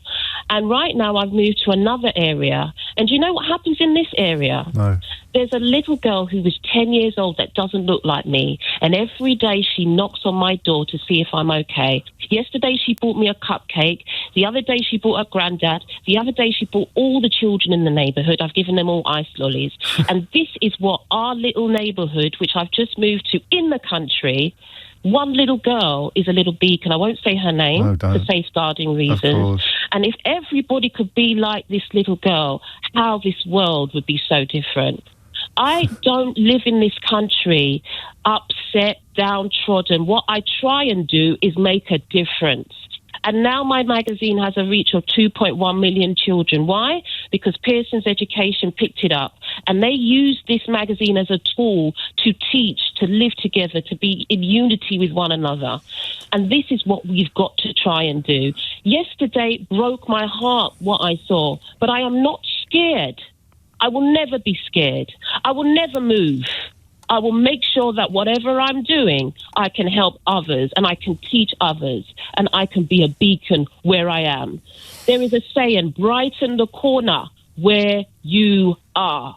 And that's what we have to do more of. And I'm trying not to cry. I really am. Well, yeah, brighten the corner where you are. We can all take away from this conversation and from you and anybody who wants to find out more about Selena's magazine, which is even more important now than it was when she founded it, can find it online very easily. Coco Girl. And there it is, brighten the corner where you are. It's all any of us can ever do. But at the moment, most of the microphones are being handed to, and the loudhailers and the fake Desert Island Discs programs are being handed to the people who want to make everything darker. In fact, they love darkness, unless it's on someone's skin. James O'Brien on LBC. It's 11:49. One of those days where I've been so busy either talking or taking calls, I haven't had time for many texts. Let's just rectify that briefly. Martin speaks for many of you when he writes, supporting Palestinians makes you a terrorist, but committing racial pogroms makes you a hero. Richard disagreed with an earlier caller offering a commercial reason for Elon Musk's enthusiasm for the sort of scenes we saw in Belfast last night, saying there is a game being played out in front of us and a plan, and people are being sucked into it. Musk, Putin and Farage are all the best of friends. Claire writes, my French family witnessed this and spoke of this. Your caller is 100% right. If we don't call it out for what it is, fascism, and educate people in a shocking way, Farage will win. My love to Joe, who inspired the second hour of the programme today. I sympathise 100%, have black family who are painfully aware of the aggression behind many of the St George's flags. And Neil writes, I live in Belfast. My workshops are right beside where the trouble happened last night. I've told all my staff to go home, and we've been told to leave by 11 a.m. 11:50 is the time. They want more violence. Who's they? You know who they are. A report from the BBC in Northern Ireland, and we'll catch up with our own man Andy Hughes, who's there at 12:45. They set bins on fire and shouted foreigners out. Last night on the lower Newtown Ards Road in Belfast, hundreds of masked men walked down the street carrying bottles, bricks and masonry, displaying, I would suggest to you, pure cold rage of precisely the type that some people have been itching to see. Pure cold rage. They set bins on fire and shouted foreigners out. As they walked street to street, they were banging on doors, kicking them down and breaking windows. Masked men set cars alight, and at one point I witnessed them trying to burn a car until a woman came out of her home and told them it belonged to a local and not a foreigner. And they stopped. A young family had to be moved from their home by police. As witnessed those scenes of a young family fleeing their home in the United Kingdom in 2026. A local councillor called Paul Doherty, independent councillor from West Belfast, has been supporting that family, describing them and their 4 children as traumatised. Homes were attacked, businesses targeted, livelihoods lost, and many innocent families terrorised last night because of the colour of their skin or where they come from. And we are living in a country where some of the most amplified voices want this. You cannot say this often or boldly enough. They want it. They have called for it. They dream of it. They celebrate it. Up to and including the man who owns Twitter. X, call it whatever you want. 11:52 is the time. Halla is in Acton. Halla, what would you like to say? Hi, James. Hello. Sorry, I was a bit late joining today, but my mum's already written a note, so it's on its way to you. I don't know if you remember me speaking to you before, but I'm actually of Sudani origin. Yes. I'm Sudanese. Some of the calls I had yesterday, messages from people who I know through work, who know I am of Sudanese origin, were kind of a bit laced with weird stuff. You know, how do you feel about this, incident? How do you feel about this incident? Because this is my countryman who committed the crime this heinous crime in Belfast. So it's just the same. It's weird. I never got messages like that last week when Chaz Corrigan got jailed for stabbing someone to death. Yes, exactly. And the same thing happens, when something happens, Islam related. I am black, I'm an Arab, I'm Muslim, I'm, sometimes I call myself a triple threat, but I don't like to use that. But I feel like that's what I am representing now in this country. The reason I called is because you're talking about how we feel right now. And I just feel a sense of betrayal, because when I came here in the 80s, this is not what I signed up for. So it's almost there was an unwritten contract. I came here, I studied, I worked, I did my part. And I kind of expected, for me to have made this my home. There are lots of things I would expect in return. And the first thing is my right to exist here and be here and work and raise a family, right? So now I'm seeing these hostilities. I'm seeing them locally. I'm seeing them on my screen. I'm seeing them happening to my teenage daughters at school. I'm seeing them because most of their, we have a certain level of activism. So if you know us, you'll know we are Sudanese. Okay. Although my husband is not. And now it's just rearing ugly head after ugly head. And even with my parents, we all proudly wear Sudanese pins and go on marches and so on. And it's just it's almost like it's becoming something that we need to be rowing back from, which we don't want to do. You mean winding your neck in, as it were? Yeah. But the worst part for me, the girls are 13 and 15. And to be honest with you, James, in the last few years, this is the only environment that they've got to know. So at least, when I was here, I was able to. So I have to go back to say to them back in my day, and I don't want to do that. I don't want them to live in an environment where they are, they feel like they have to kind of be silenced a little bit. They took a Sudanese flag out once somewhere, I won't mention where. Sure. And they were kind of, attacked, and, there was hostility towards them, mainly because most people thought it was the Palestinian flag. But even then, that's not really, the point. And they just feel they are kind of withdrawing a little bit from a lot of the stuff that we have actively and openly and proudly done before. So to go back to my initial point, I just feel there is a sense of betrayal that's happened to every single person who has come here, stuck.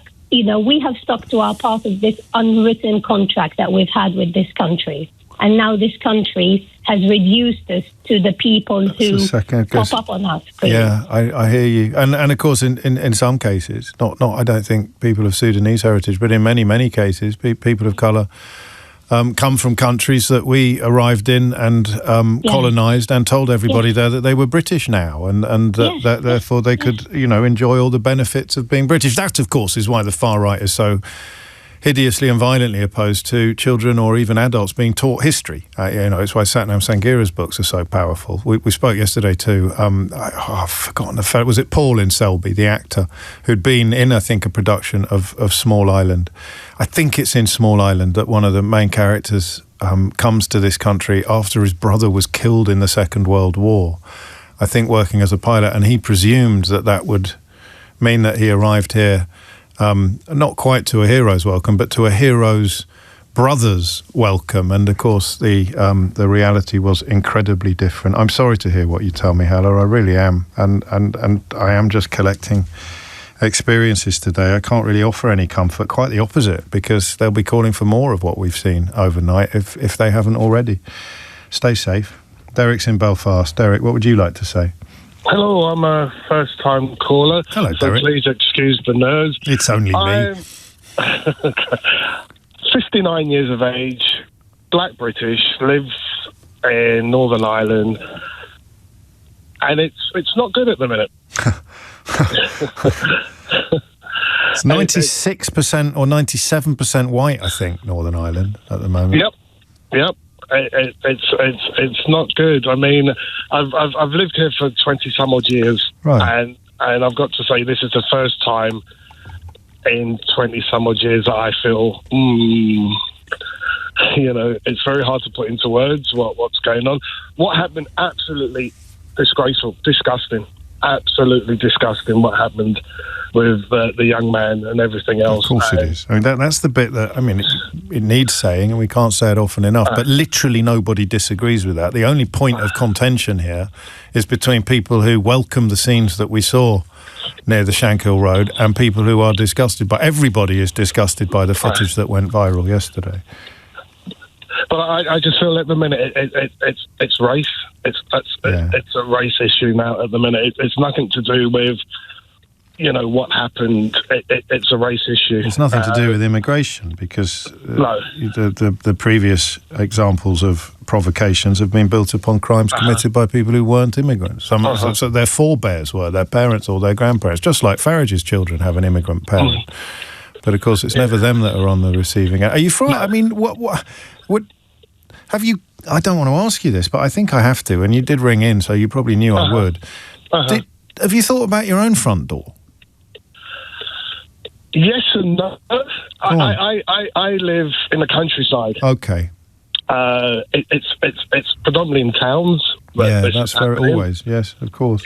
I'm more concerned for my wife, who happens to be white and born here. It's making her very nervous. When me out and about. Please get home safe. Please do this. It's. I'm not being blasé or anything. No. I've lived through the 70s and the 80s in London and the 90s in London, so that kind of grounds you into what's happening around you. If you know what I mean, with like the sus law and this law that they brought out when we were young kids and things. Yeah. So you kind of keep yourself aware, but you shouldn't really have to. My young son, he's 25. He lives here as well. I'm more concerned about them than I'm concerned about myself. I don't know if that's a silly way of thinking, but I don't know either. I'm certainly not going to give you any lectures on what you should and shouldn't be feeling. But also, you're a husband and a dad, and we're raised that way. You feel automatically, first and foremost, you're worried about yours, not you. You're worried about your loved ones more than you're worried about yourself. But I wish we lived in a place where nobody had to be worried about any of you. I really do. Derek, stay safe. Back in Belfast, it's being reported that the victim of the attack that we are discussing has Stephen Ogilvie is the man's name, has lost his left eye. So another hideous postscript to an already hideous story. But quite how anybody comes away from a moment like this thinking we've got to punish completely innocent people remains a little less beyond me than it was at 10 o'clock. It's Wednesday, it's 12 o'clock. Natasha Clark is here because PMQs is imminent. Yes, James, and I'm sure this tragic case is going to come up at PMQs. I'm sure the Prime Minister is speaking about it right now. They usually do these things at the very top of PMQs before they get into the questions. I'm sure we will be paying tribute to that.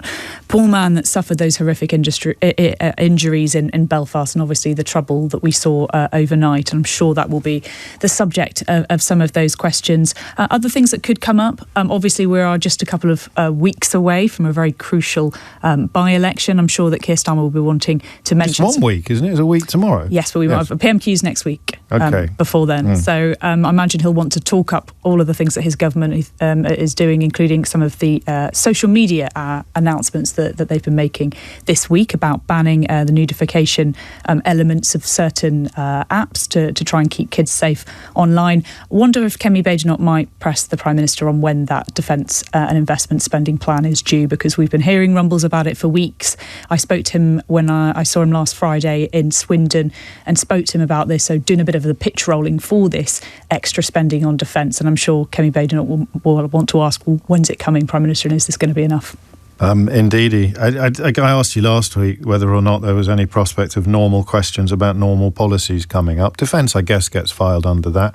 I mean, she never ceases to surprise. I can't quite see how Kemi Badenoch makes political capital about a crime apparently committed by somebody who arrived in this country under a Tory government. I can't see how she makes an immigration point about it, but she might try anyway. She might try anyway and might just say this was the wrong decision, and are we in control of our Home Office making these decisions? And, you know, she could also use it to have a go at the now two people that were at the forefront of the Home Office that are now, of course, in the Reform Party. That's Robert Jenrick and Suella Braverman, who have potentially been involved in some of this policy at the time that this man made his way from Paris, we understand it, to Dublin and then on to Belfast. So there are obviously questions about it, but it does feel like it's a lot of finger pointing there about sort of what went wrong. And I was at a press conference with Reform earlier today, and Richard Tice obviously got questioning about that. This is, you know, your guys, they were making these decisions. And what did he say? He just said this is the Home Office's problem, and they're the ones that are not enforcing their own policies correctly. But his key people were there. Exactly, doesn't blame his key people. Even it's a red herring, of course. Yeah. I mean, you might as well talk about stopping births in order to make sure there are no crimes, but it is a red herring that does them damage rather than good, which is what normally happens. It is that time of week, so we will cross live to the House of Commons as soon as the Leader of the Opposition, Kemi Badenoch, gets to her feet. Did you keep count of the number of hours that elapsed between her saying that the police have to treat everybody the same and saying that black boys need to be stopped and searched more than white boys? So the first point was when? I don't know. So you don't know the hour? I'm hoping someone else has counted. Okay. How many was it in the hours, minutes? Was it in the same this speech? Week. No, I don't think it was quite. Even by her standards, that would be remarkable, wouldn't it? Yeah. If it was in the same speech. Anything else? Anything else that we might expect? Well, look, we had a bit of a coming together. What about Blue Sky? She's not going to ask him about Twitter, is she? Because she's on there all the time. But hey, Davey might. Someone bloody has to. I mean, it's getting ridiculous now. For sure. Well, let's find out, Natasha. Can I also wish England and Scotland the very best in the World Cup? Can I wish you a very happy birthday, Mr. Speaker? Many happy returns. And may I take the opportunity to associate myself with the remarks that the Prime Minister made about the helicopter crash. Our condolences to their family and, of course, to the family of Michael Storey as well. Can I also thank him for his short statement on Belfast? The scenes in Belfast are deeply, deeply disturbing. A man is in hospital after a brutal attack, and now families are frightened after a night of violence. There is a live criminal case, so we must be careful about what we say. But we can be clear about this. People have a right to be angry. I am angry. And people have the right to expect their politicians to secure our borders. But no one has a right to burn families out of their homes or to burn public property and attack the police. We all have a duty to stand up for public safety in every way. Mr. Speaker, last night, America carried out strikes on Iran in response to the downing of a US helicopter. This comes just days after renewed attacks on Ukraine. The world is getting more dangerous, and the British public want to know this government is doing everything it can to protect our national security. So can the Prime Minister tell the House, will the full defence investment plan finally be published this week? Prime Minister. Mr. Speaker, can I agree with her that in relation to both Iran and Ukraine, we're facing a more volatile world than at any time during our lifetimes. Mr. Speaker, so far as defence is concerned, we've already taken a number of measures. We've increased defence spending from 2.3% to 2.6% in 2027. That's spending £270 billion over this Parliament. We've carried out a strategic review of defence, and we're committed to publishing the Defence Investment Plan before the NATO summit, which is in just a few weeks' time. That sounded like a no, Mr. Speaker. We have wasted 2 years waiting for the Defence Investment Plan. Projects have been put on hold, and Britain is getting weaker with every passing day. It has been reported that the Chief of the Defence Staff told the Prime Minister that the Ministry of Defence needs an extra £28 billion. Will that requirement be met in full? Mr. Speaker, we'll set out the Defence Investment Plan. It is it's a 10-year plan, and it's the first line-by-line review of defence budgets in 18 years. She's wrong to say it's been delayed by 2 years, Mr. Speaker. The Defence Strategic Review was published a year ago. We've been working through the details to make sure that we get this right. We are the government that has increased defence spending from 2.3 to 2.6%.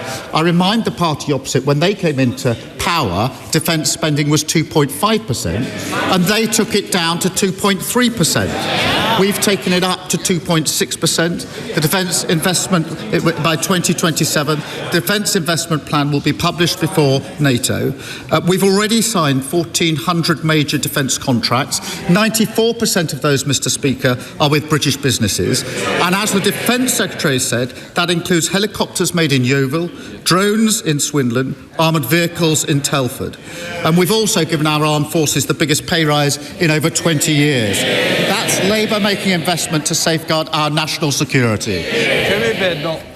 Mr. Speaker, can I welcome the pay rise for the armed forces? But the Prime Minister says he's increased defence spending. He's not. This year, he's cutting it by £3.5 billion.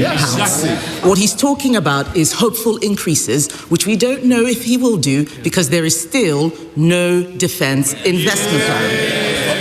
At a time that we need leadership, Mr. Speaker, we have total paralysis. It is reported that the Chancellor is only willing to find £13 billion for the dip. At the London Defence Conference last year, the Prime Minister said defence would be the central organising principle of his government. How can that be the case when he's giving the armed forces less than half of the minimum that they need? Prime Minister. Mr. Speaker, we've already increased defence spend. We will spend £270 billion in this Parliament. What did they do on spend? They took it from 2.5% and they cut it to 2.3%. And we'll take no lectures from them. They sat at the heart of a government that failed our armed services. They cut frigates and destroyers by 25%. They cut mine hunters by 50%. They cut the army from 100,000 down to 72,000. They missed army recruitment targets every single year for 14 years, and they left morale in the armed forces at an all-time low. So we'll take no lectures from them on defence and security of our country. Mr. Speaker, we've heard him say this about 100 times. There is still no defence investment plan. He is the Prime Minister now, at least I think he is. Should I be calling Andy Burnham instead to ask these questions? He is the Prime Minister, and the reason that he's dithering is because he doesn't know where the money is coming from. The military is waiting, the bond markets are watching. He has only 3 options: cutting spending, more borrowing, or higher taxes. We know that the Chancellor wants to put up tax to pay for it. Will the Prime Minister rule out raising taxes? Prime Minister. Well, Mr. Speaker, she asked the House to simply ignore the last 14 years under him. So we may have failed the armed forces, hollowed them out, but please just forget all that and act as if it didn't happen. Well, you can't forget all that, given the damage they did to our armed services. Mr. Speaker, she says forget all that. I remind the House, when they left office, 47 out of 49 major defence contracts were delayed or over budget. That is what we are fixing. And you can't just scrub away and forget. I know they want to forget the last 14 years in power, so do the British public. That's why they're sitting over there. But, Mr. Speaker, we've increased defence spending. We are going to publish Defence Investment Plan, and that will be done before the NATO summit coming up in just a few weeks' time. Mr. Speaker, I remember when the last government led Europe when we were fighting the war in Ukraine. When Russia invaded, we were ready. We supplied Ukraine with munitions. We increased defence spending. But I wasn't asking him about our record. I asked him if he would rule out tax rises. He did not rule out raising taxes, so tax rises are coming. He can't borrow more because the markets have no confidence in him.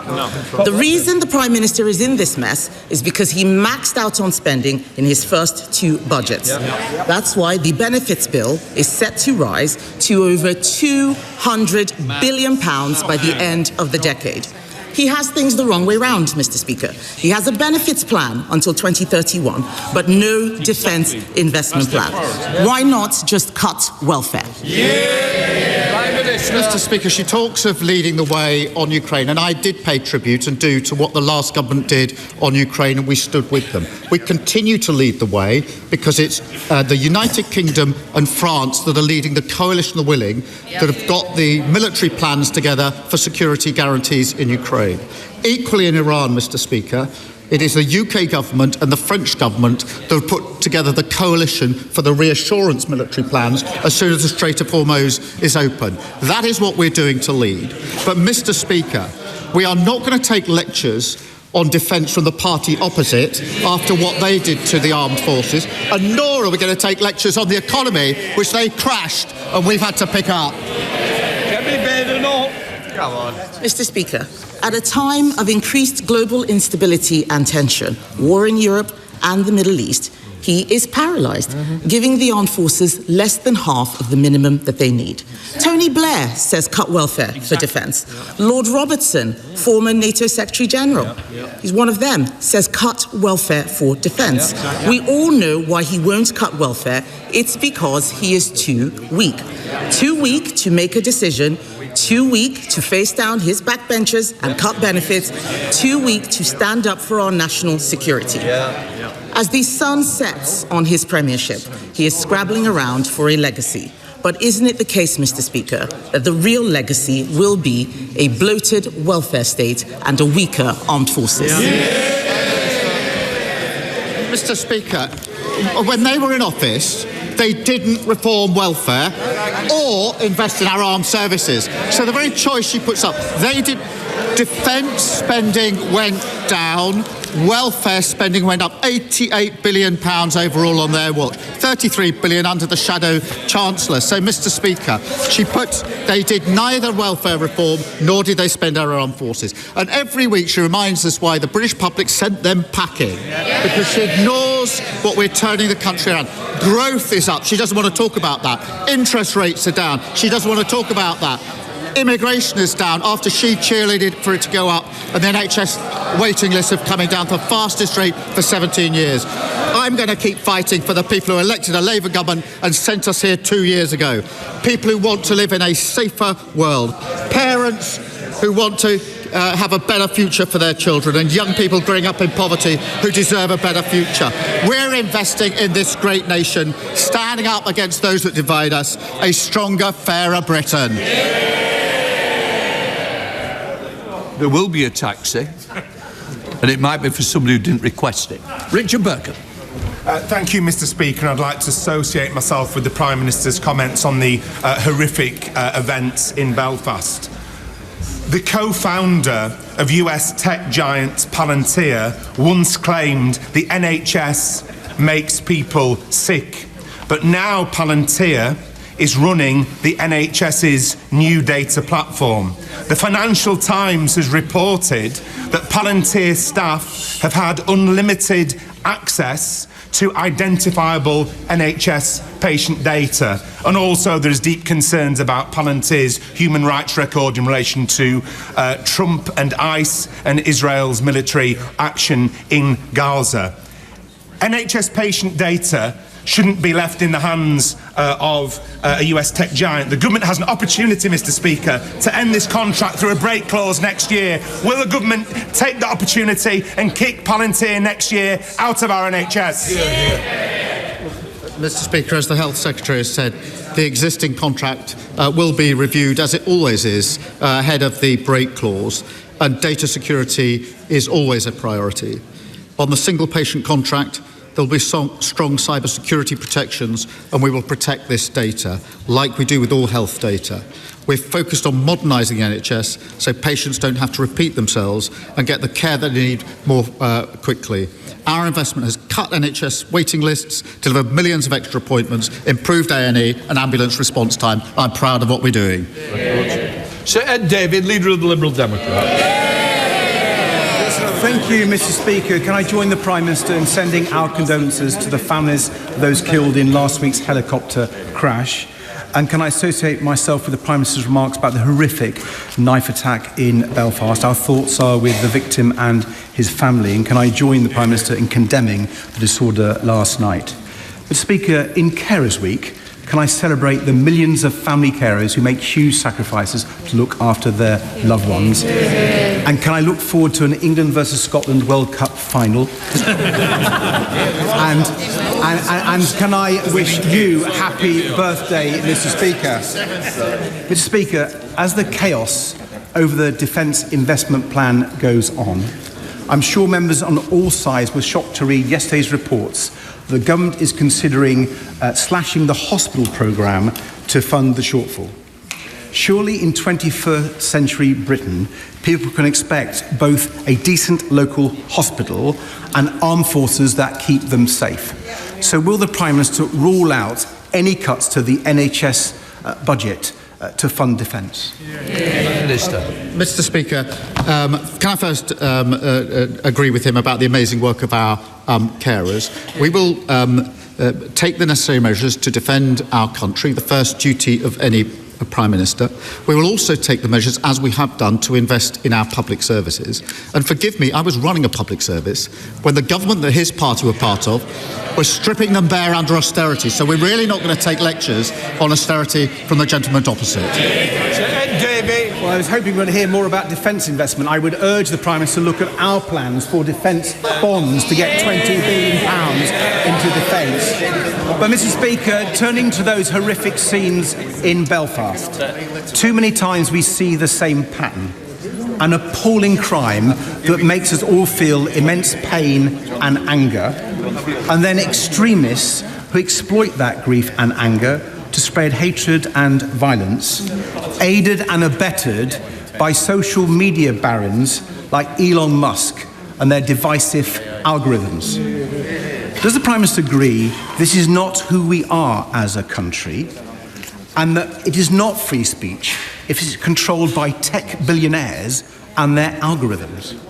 So will he crack down properly on platforms like X that are fueling violence and hatred? Prime Minister. Mr. Speaker, we will crack down on anyone who's fueling this division.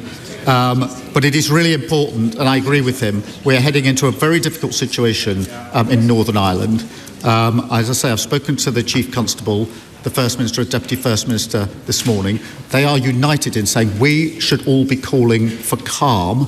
The police are on the front line, and it's our duty as politicians to call for that calm, and nobody who's a politician should be whipping up division and hatred. Thank you, Mr. Speaker. Flexible and co-working spaces play an important role in regenerating town centres like mine in Rochester and Stroud. 20 minutes after 12 is the time. Back with Natasha Clark shortly to pick over the bones of what you just heard. James O'Brien on LBC. 22 minutes after 12. Before we get stuck into that, just something you said earlier struck me, and I didn't pick up on it at the time. Why is Richard Tice holding press conferences and not Nigel Farage? I don't think I need to tell you the answer to this one, do you? Well, I don't know, because I suggested to you the other day that he was hiding, and you were adamant that he wasn't. No, I suggested about 6 months ago that he was hiding. Oh, okay. Okay. And I did look into the data, and I concluded that I didn't think he was hiding 6 months ago. But as Rowena Mason, one of my lobby colleagues, kindly pointed out today to Richard Tice at the press conference, it's been 50 days since Nigel Farage has done a single press conference, and many people think that is because he's hiding from those questions about the £5 million donation. Do you think you're allowed to talk to him at the moment on air without promising that you won't ask about the secret £5 million? I can't think of anyone who has recently, but would that be, do you think, a precursor to doing anything in a studio? To be honest with you, I want to doubt that is the case. So do I. I want to doubt that is the case.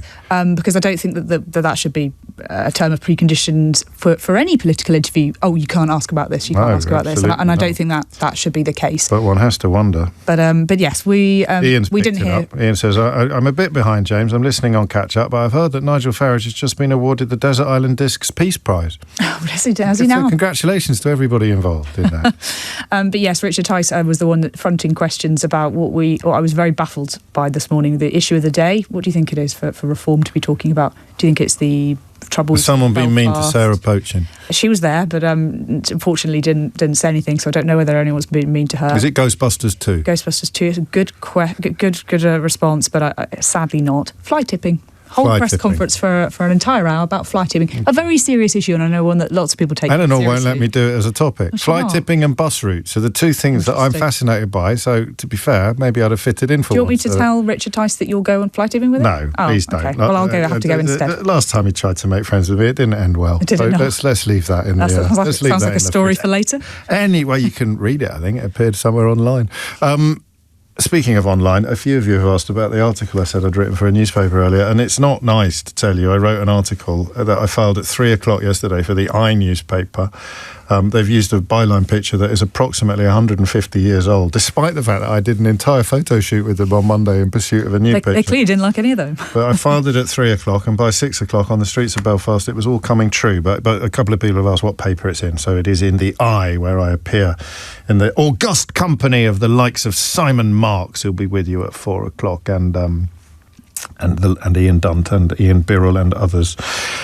That was quite dull. I mean, when's your defence plan coming? It is coming, but I can't tell you when. Is your defence plan coming? It is, but I can't. And also you did that thing, and when... is that it, really? That's a really good summary. Thank you very much. Well done. We don't need to talk any further. But actually, a few interesting revelations at the end of that exchange, I thought, James. When I spoke to the Prime Minister last week in Swindon about the idea of the defence investment plan, there was already rumours starting to surface that we'd been hearing that cuts were on the cards in order to pay for this extra defence spending. And that has really sent ripples through Westminster, and it's really worried a lot of MPs. Where is this money going to come from? And obviously the Chancellor has said repeatedly she doesn't want to go back to an age of austerity, and she doesn't want to do cuts. But now you just heard from Sir Keir Starmer repeatedly when he's asked, are you going to rule out cuts to the NHS? Are you going to make cuts to other departments? He can't definitely say that that's not the case, which is really going to worry some of his own MPs that say, you spent 2 years telling us that you will not be returning to austerity, borrowing lots more, taxing lots more, and now you're looking potentially at cuts to pay for defence. Is that the right question? And there's been reports over the weekend about where those cuts might fall. It might fall in the Energy and Net Zero department. It might fall in the Transport department. There's been lots of commentary about why it's not falling in the Welfare department as well. Keir Starmer told me this is going to be fully costed and fully funded. It's toxic, isn't it, politically? Because the public aren't that bothered. The public are going to be a lot more interested in spending certainly on health. Absolutely. Than defence. Defence doesn't ping much, does it, when people are asked to list the things they care about the most? And yet we are being told now, repeatedly and regularly, by people who really know what they're talking about, that we're more vulnerable than we've ever been since the end of the Cold War. Yeah, and the government, I don't think, James, are just making this argument enough to people, and I don't think they're making it well enough.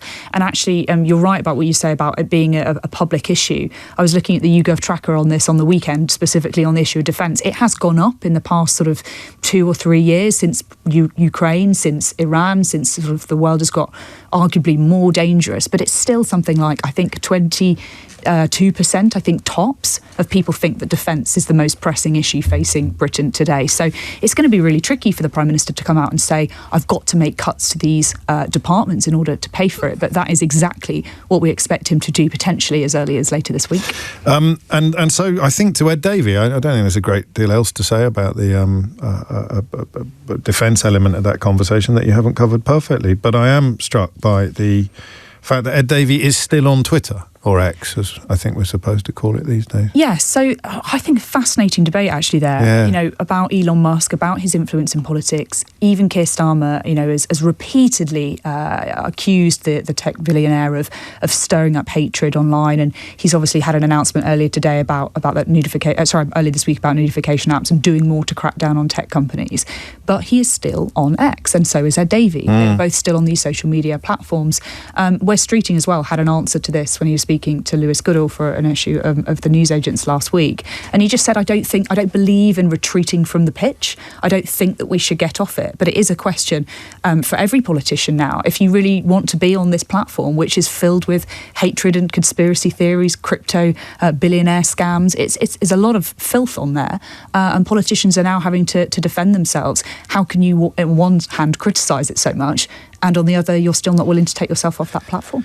Yeah, I tried to have that debate, was it last week or earlier this week? And it worked up to a point, but the problem is, of course, is that everybody's welcome on this programme, and including people who are on Twitter still quite a lot and don't see any of the toxicity that typifies the experience for anyone who's remotely associated with public life. So it's weird. You can tell that. Does Kemi Bader not? Because there was a period when people claimed she spent most of her time playing Candy Crush. Yes, there was a period. But now she's on Twitter all the time. I wouldn't say she's on Twitter more than other politicians. I don't know. I don't know exactly how she spends her time. Judging by the things she thinks matter. Interesting. I think she is on Twitter. I don't know how much she is on Twitter, more or less. Any politicians? Because Jess Asato was on the show last week. She's suing Grok for fake sexualised images. Yeah, and a couple of MPs have, and you've seen more migrate over to Blue Sky, as you did, and I'm sure what about others Threads? do. What's Threads like? Do we know? I'm not on Threads, so I don't know. I don't want to download yet another app. I can't keep up. I'd rather just stick to keep up. Speaking of things you downloaded, I had to double check this was true because I don't think it was posted on Blue Sky, but it is. Due to ongoing unrest in Belfast and threats of further unrest this afternoon and evening, the Northern Ireland War Memorial has made the difficult decision to cancel our Belfast Learning Festival events scheduled for Wednesday the 10th of June and Thursday the 11th of June. So there you go, the pure cold rage that we're seeing on the streets of Belfast at the moment causing the cancellation of War Memorial events. So that's sickening, isn't it? It's beyond sickening, but sadly, utterly unsurprising. And there will be other voluntary groups in the area that are, in fact, there's one here, Gaming CIC, which is a community organisation, having to close its venue today with reports of more planned protests or indeed outpourings of pure cold rage or pogroms, however you prefer to describe these things. And the loyalist groups responsible for the violence last night, presumably and probably, but not definitively and provenly, are now ordering businesses across Northern Ireland to close at 11 o'clock. That's freedom of speech for you. That's freedom of assembly. You've got the people responsible for last night's violence now ordering businesses to close. We'll have to wait and see, and indeed hope that they don't get what they want again. 12:31 is the time. Matt Hewitt has your headlines. James O'Brien on LBC. 12:34 is the time. You're listening to James O'Brien on LBC, where we cross live now to our crime correspondent, Andy Hughes, who has made his way to East Belfast this afternoon, where, as you'll know, as you probably know, a bus was set alight yesterday evening. We'll also ask him, I think, about fears or expectations of further violence. These aren't protests, by the way. Journalists have vocabularies that are limited. There's only so many nouns and verbs we can use to describe things that are going on. I don't know what they are. Pogroms is the word I'd go for, but they're not protests. They are, however, violent, and Andy can see some of the consequences of last night's violence. Andy, what have you found? Yeah, well, I can confirm it was not a protest in anyone's vocabulary. This was a riot last night. Let's just show you some of the evidence. This is one of the streets where a lot of the chaos was going on. As you can see, just car after car after car, window after window after window. These have been set alight, and they were set alight by an angry mob. And this is a totally different place. We were here last night, and there were hundreds and hundreds of young men and boys and older men dressed all in black, all wearing balaclavas. And they were here to cause violence. The people who were living here were absolutely horrified. And they were all here, they said, because 24 hours previously, a local man who we are now calling Stephen Ogilvie, he was stabbed in a horrendous attack. And that attack was utterly brutal. We've now found out that he's lost his left eye, and he also suffered serious injuries to his neck and his back. James, I wanted to gauge what some of the locals were thinking about what descended on their neighborhood. And a lot of them weren't happy. Here's one young man I spoke to. The likes of politicians using the working class to incite their own hatred and basically scapegoat immigrants as murderers. What does this gain? You said politicians. What politicians are you talking about? Well, the likes of, you see even in England, the likes of Rupert Lowe, Farage, obviously, he's Nigel Farage. Yeah. Here, I would say it would be unionist politicians basically joining the bandwagon and scapegoating immigrants for issues that are caused by people in government. So this very articulate young man, he was blaming politicians, not only in Northern Ireland, but in fact in the UK. He name-checked Nigel Farage, leader of Reform, and Rupert Lowe, leader of Restore. He said that they were mobilizing young, angry men who were waiting for an excuse to commit violence. And as you can see, they certainly did that. It sounds quite organised, unless I've misunderstood you, that they were all dressed similarly and all wearing balaclavas. I mean, that speaks not of something uniquely thrown up by the events of the last 24 hours, but of links with Northern Ireland's longer history. It's been suggested to me this morning that loyalist groups will have been using this as an opportunity to pursue increased relevance. Yeah, this is a loyalist area that we're in. And I saw some of the messages that were being pumped out on social media before the protest. And they asked all people who were attending to dress all in black and cover their faces and wear hoods. Why? Because if they all dress the same, it makes it impossible for the police to identify them. Very interestingly, James, I obviously came here last night expecting this place to be surrounded by police. When I got here, I couldn't find one police officer. I had to walk 300 yards up the road to actually see a police officer. And I spoke to a contact, and he said, well, this is going to be their tactic for this. They do not want to raise tensions by steaming in. They did steam in, though, when the firebombs started going through the windows. You can see here the consequences of that. 4 police riot vans, they raced up this road, and they knew better than to get out the police vans, but the mob just turned on the police vans. They started smashing up the windscreens. They started tearing off the wing mirrors. And then minutes later, the vans had to retreat and abort their mission. So even the police couldn't get anywhere near this. They were just completely overrun by all the rioters. This has got nothing to do, really, in one sense, with what happened to Stephen Ogilvie, because it is, if you like, a tinderbox waiting for a spark that you're describing, Andy. Yeah, it was nearly certain that there was going to be trouble tonight. The big question is that going to continue? As I say, it's a very different place here today. This was just totally overrun with protesters. We have seen some leaflets in the same style as that were pumped out yesterday, calling for more trouble. So I'll be here tonight seeing if there is any. One thing is for sure, the locals here certainly seem to be pointing the finger at certain politicians. Yes, and is there any, indication yet of whether the police are expecting these calls for more violence to be realised, to be acted on? They just don't know. Ironically, as we speak, a police car has just driven into the street. That's the first police car I've seen in a long time. But now it's because the police now feel safe to come into this area. They certainly didn't last night. Here we are. So no doubt they'll be starting their investigations into what is clearly several arson attacks. And finally, Andy, do we have any idea where the people who were living in those homes this time yesterday are now? No, we don't. And it's still unclear if this was even targeted. It's being claimed online by some that these were targeted. However, I witnessed one thing last night where a young group of men, they were trying to flip a car. And then an older, elderly gentleman came out and said, please no, in a thick Northern Irish accent, saying, please no, that's my car. And then they just stopped what they were doing and then apologized, said, ever so sorry. And they were apologizing profusely, and then they moved on to the next car. Andy, I'm sure that we will be hearing more from you in the course of the day and indeed the evening, although I hope, just because I'm a human being who cares about other human beings, that you won't be reporting on further violence or any repetition of the events and the scenes that we saw last night. Andy Hughes there live from East Belfast, our crime correspondent, and also, of course, the co-host with Neil Basu of the Crime Agents podcast. Here's an interesting... I've got a couple of interesting texts for you.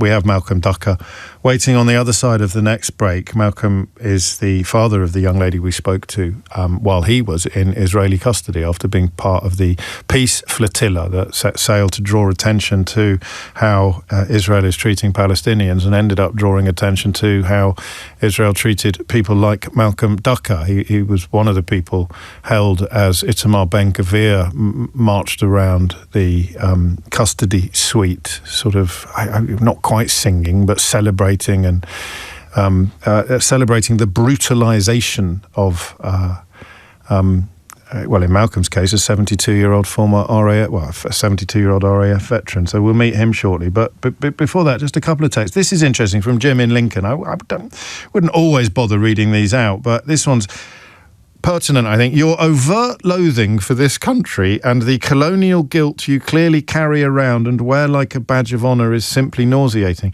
Jim, that's called knowledge, mate. I feel absolutely no guilt whatsoever about what was done by people from this country long before I was born in this country. Why would I? It's a ridiculous feeling. What you feel is shame at your ignorance.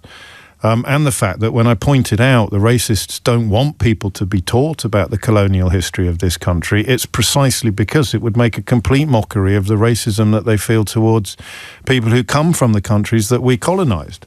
People who were told, hey, you're British now, and poor souls believed it. So what you're articulating there is both your own shame and your own ignorance and your own knowledge that I was right. That you don't want people to be taught about our colonial history precisely because it makes a mockery of modern racism. But just in case you're worried about me, mate, why would I feel guilt about what was done 100 years ago? Anywhere. Happy to clear that up. And I quite liked this one as well. I like this one a lot. I know you can't do it today, but would you do a piece on what the rest of us can do if they see someone being abused in the way that your callers have described? It would help us to know what to do to stop this cancer spreading. That is an interesting question. I like the posters on the tube telling people what to do if they see someone being harassed. Sheila did a great show yesterday about this new law enacted now for the first time about men harassing women in the case that she cited on public transport. But I've struggled a bit with the campaign. I love the idea behind it, but I'm not quite sure what advice I'm actually being given. So yes, that is a very, very good idea that we will perhaps turn our attention to at some point. And this from David saying, I don't want both sides of the story, James. I just want the facts and the truth and not the racist propaganda. I want your station to stop celebrating barely hidden racism. I suppose I'm not here to defend it, but I need to hear what other voices are saying in order to marshal your responses. And I'm afraid that some of the voices I think you're alluding to, the barely hidden racism, are the voices that prompted some of the violence that we've seen on the streets of this country everywhere from Southport last summer to Southampton last week to Belfast last night. So I don't know that it's necessarily the correct course to call for them to be completely silenced. It's 12:45. James O'Brien on LBC. 12:48. One of the things we've done on the programme recently to prompt one of the biggest responses we've seen recently was a conversation I had last month on the 21st of May with Claire Azugar, whose father Malcolm at the time was being held by the Israeli regime after he set sail and became part of the Global Sumud Flotilla. We talked about it because of the footage that went viral after Itamar Ben-Gvir, the security minister, treated British and many other countries as well. But of course, our primary interest was in British captives abominably. We saw hands tied behind backs and a sort of celebrate. And of course, the question that was raised was, if they treat British people like this in public on camera, what the hell are they doing to Palestinian people in secret off camera? Here's a little reminder of what Claire told us about her father Malcolm's experiences and indeed motivation. First of all, he's a sailor and he wants to be useful and he wants to help and he wants to try and create a better world for his grandchildren, for all the children of the world. He can't stand seeing the annihilation of the Palestinian people, their continued suffering and starvation. And he felt that Flotilla was a best way of trying to reach them, but also to get media attention, to get the world's attention onto their plight, which I have to say has worked, because now everyone's talking about it. She's very proud of you, Malcolm, Claire. Yeah, she is. Sorry, it makes me quite emotional. Of course it does, I understand. To hear it. I understand. I always get emotional when people are kind. Yes. When they get violent, I don't get emotional, I get angry. Probably a healthy palette, I think, of responses, that, in the great scheme of things. Well, let's probably going to get emotional and angry in the course of the next 10 minutes, but shall we begin with the moment that the flotilla was intercepted and the boat you were on was boarded by Israeli forces? What was that like? Yes, well, we were anticipating it because a number of boats had been boarded before, early on in the day, and it was approaching dark when we were intercepted. We saw the rib leaving the prison ship and approaching us. So we were prepared, and we had all our phones and electronic devices and anything that could give anything away to the IDF ready to ditch. Any offensive, what could be considered offensive weapons like kitchen knives and things like that. We didn't want them to find them on board, so all of that was ditched on their way. Because people have been killed in these circumstances before, on sort of... Indeed, yes. Spurious ground. Yes. So you get rid of the knife so they can't claim that they were frightened that the knife might be used. Exactly. And we were trained to de-escalate any situation. So basically, as soon as they came alongside with their rib, I think there were probably something like 12 soldiers on board, armed soldiers. Oh yes, absolutely. And they were pointing their laser gun sights at us throughout the boarding. And I was told, as I was on the helm of the boat, to steer a certain course. And the rest of the crew were told to put their hands on their heads and move to the front of the boat. And then the soldiers actually got on the boat when they realised that they were safe. And then they started to damage the boat through the remote camera over the side, and the Starlink antenna was damaged and thrown over the side. And then they asked the crew one at a time to come to the middle of the boat. This was in international waters where they have no jurisdiction. Oh, absolutely. This was at least 300 miles from the shores of Gaza, and I estimated at the time it was about 90 miles to 100 miles from the nearest coast, which was the Cypriot coast. So yes, well in international waters. So it was clearly an act of piracy, there's no doubt about that. And they then, I'm just conscious of the time, I don't really want to hurry you, but then they get you onto the prison ship. Yes, basically they get us onto the prison ship, having searched us and asked us to remove most of our clothing. Really? We're just left with one piece of clothing. Your underpants? Well, sorry, no. It would be underpants and a pair of trousers and a top. Okay.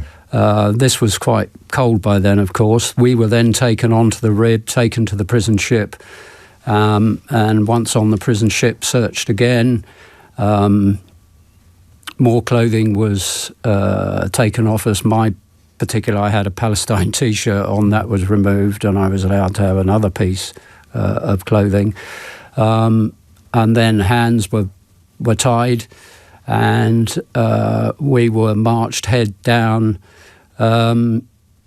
into the prison yard, which basically consisted of a number of shipping containers and an area of deck, which was basically the prison yard, and kept there for, as it turned out for me, 2.5 days. For some people it was 3 days before we actually got to Ashdod in northern Israel. What happened when you got there, Malcolm? So when we got to Ashdod, we were again, hands were bound, and we were taken to a sort of tented area, and heads bowed, kneeled. We had to kneel down, heads to the concrete floor. How did they give that order? How was that articulated? Oh, it was just we were pulled to the area by our tied hands, and then just said, kneel, heads down. And we stayed there for, varied in time, it was difficult to tell, but maybe half an hour to an hour. When we were pulled up again, still heads down, because they didn't want us to look at anything, or it was a humiliation thing. I'm not exactly sure what it was for. And then we went into the processing area, where there were basically administrators who would ask us various questions, try and get us to sign forms to say that we had entered Israeli territory illegally, which was, of course, a complete joke. And I'm sure we all made the point that, hang on a minute, you brought us here. We didn't come here of our own volition. You kidnapped us. And they were always trying to get us to sign various forms to agree, but none of us signed anything as far as I'm aware. Did you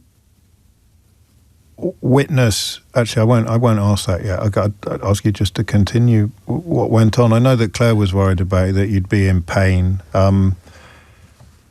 You were photographed, I think, in slightly... Yes. I mean, one of the things that I have missed out, which I thought was important, because it happened to me on the last flotilla as well, when they were searching you, they would find your medication. And I actually made the point, I said, I do need that. And they said, yeah, but you're not having this. And they threw it away. And they said, but we'll get you some new stuff.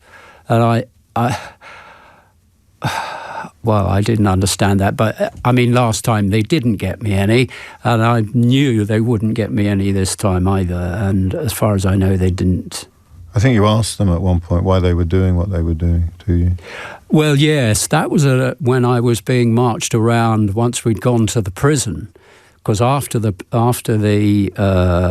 processing, which was at Ashdod, we were taken to a prison in the south, Kedziot prison. And, there they started to get quite violent with us. And I was then forced to take all my clothes off, and I was photographed naked. It was pure humiliation. That's what it was all about. And one of the most humiliating things was they got us to kneel down and in a line, and the person behind you would grab your top, and the person behind him would grab his top, and so on. And I guess about 12 of us would then be paraded around the prison complex while we were being photographed and videoed. And we were constantly being photographed. I don't think there was a single moment when we weren't photographed or videoed. Presumably this was for Ben Gvir's election campaigning.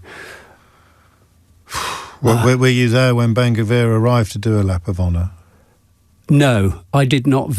I didn't witness that. I think that was probably earlier than when I got there. I mean, if this is going on, if this is happening to British citizens and French and German and Irish citizens, it does rather make one wonder what's happening to other prisoners, most notably Palestinian prisoners, away from the public gaze in places that perhaps we'll never find out about. Absolutely. It served a purpose for me. It made me realise what the Palestinians were going through. I mean, what I went through was nothing compared with what they go through, and they go through it continuously. You know, they're prisoners. They've got 9,000 prisoners, Palestinian prisoners, 400 of which are children. And they are subject to all sorts of horrific violence. And I have to say, I'd like to say this about a particular member of my crew who was a New Zealander, and he was very badly treated. He was beaten, he was tasered twice, he woke up unconscious on the floor, and when I saw him much later, as we were being deported, he looked like a broken man, and he was a very, very strong man and a very valuable member of my crew. So I was really, really upset about that. There have been allegations of sexual assault by some members of the yes as well. Which yes, I mean, mine. You know, me being photographed naked, you could consider that some kind of sexual assault, yes, in a way. But yes, there were very serious allegations of sexual assault. Will you do it again, Malcolm? I feel I have to. Why? I would consider it. I would have to discuss it with my family, obviously. But yeah, it's necessary. Nothing's going to change until we change the government's mind or the government itself. It is so complicit in it. It's given Israel a blank check. Do what you like. And that's the way it is. Final question. How long were you in the RAF? 8 years. Thank you. Malcolm Ducker, as you heard, part of the Global Sumud Flotilla, which was captured, kidnapped, I don't know what word you prefer, by the Israeli Defence Force and subjected to some of the privations that you've just heard described. We did contact the Foreign Office and indeed the Israeli Prison Service, but are yet to receive a response. Malcolm, thank you so much. It's my pleasure. It's 2 minutes after 1. Apologies to Sheila Fogarty for how late I am. I'll skip the rubric and hand straight over. Thank you very much indeed. James O'Brien on LBC.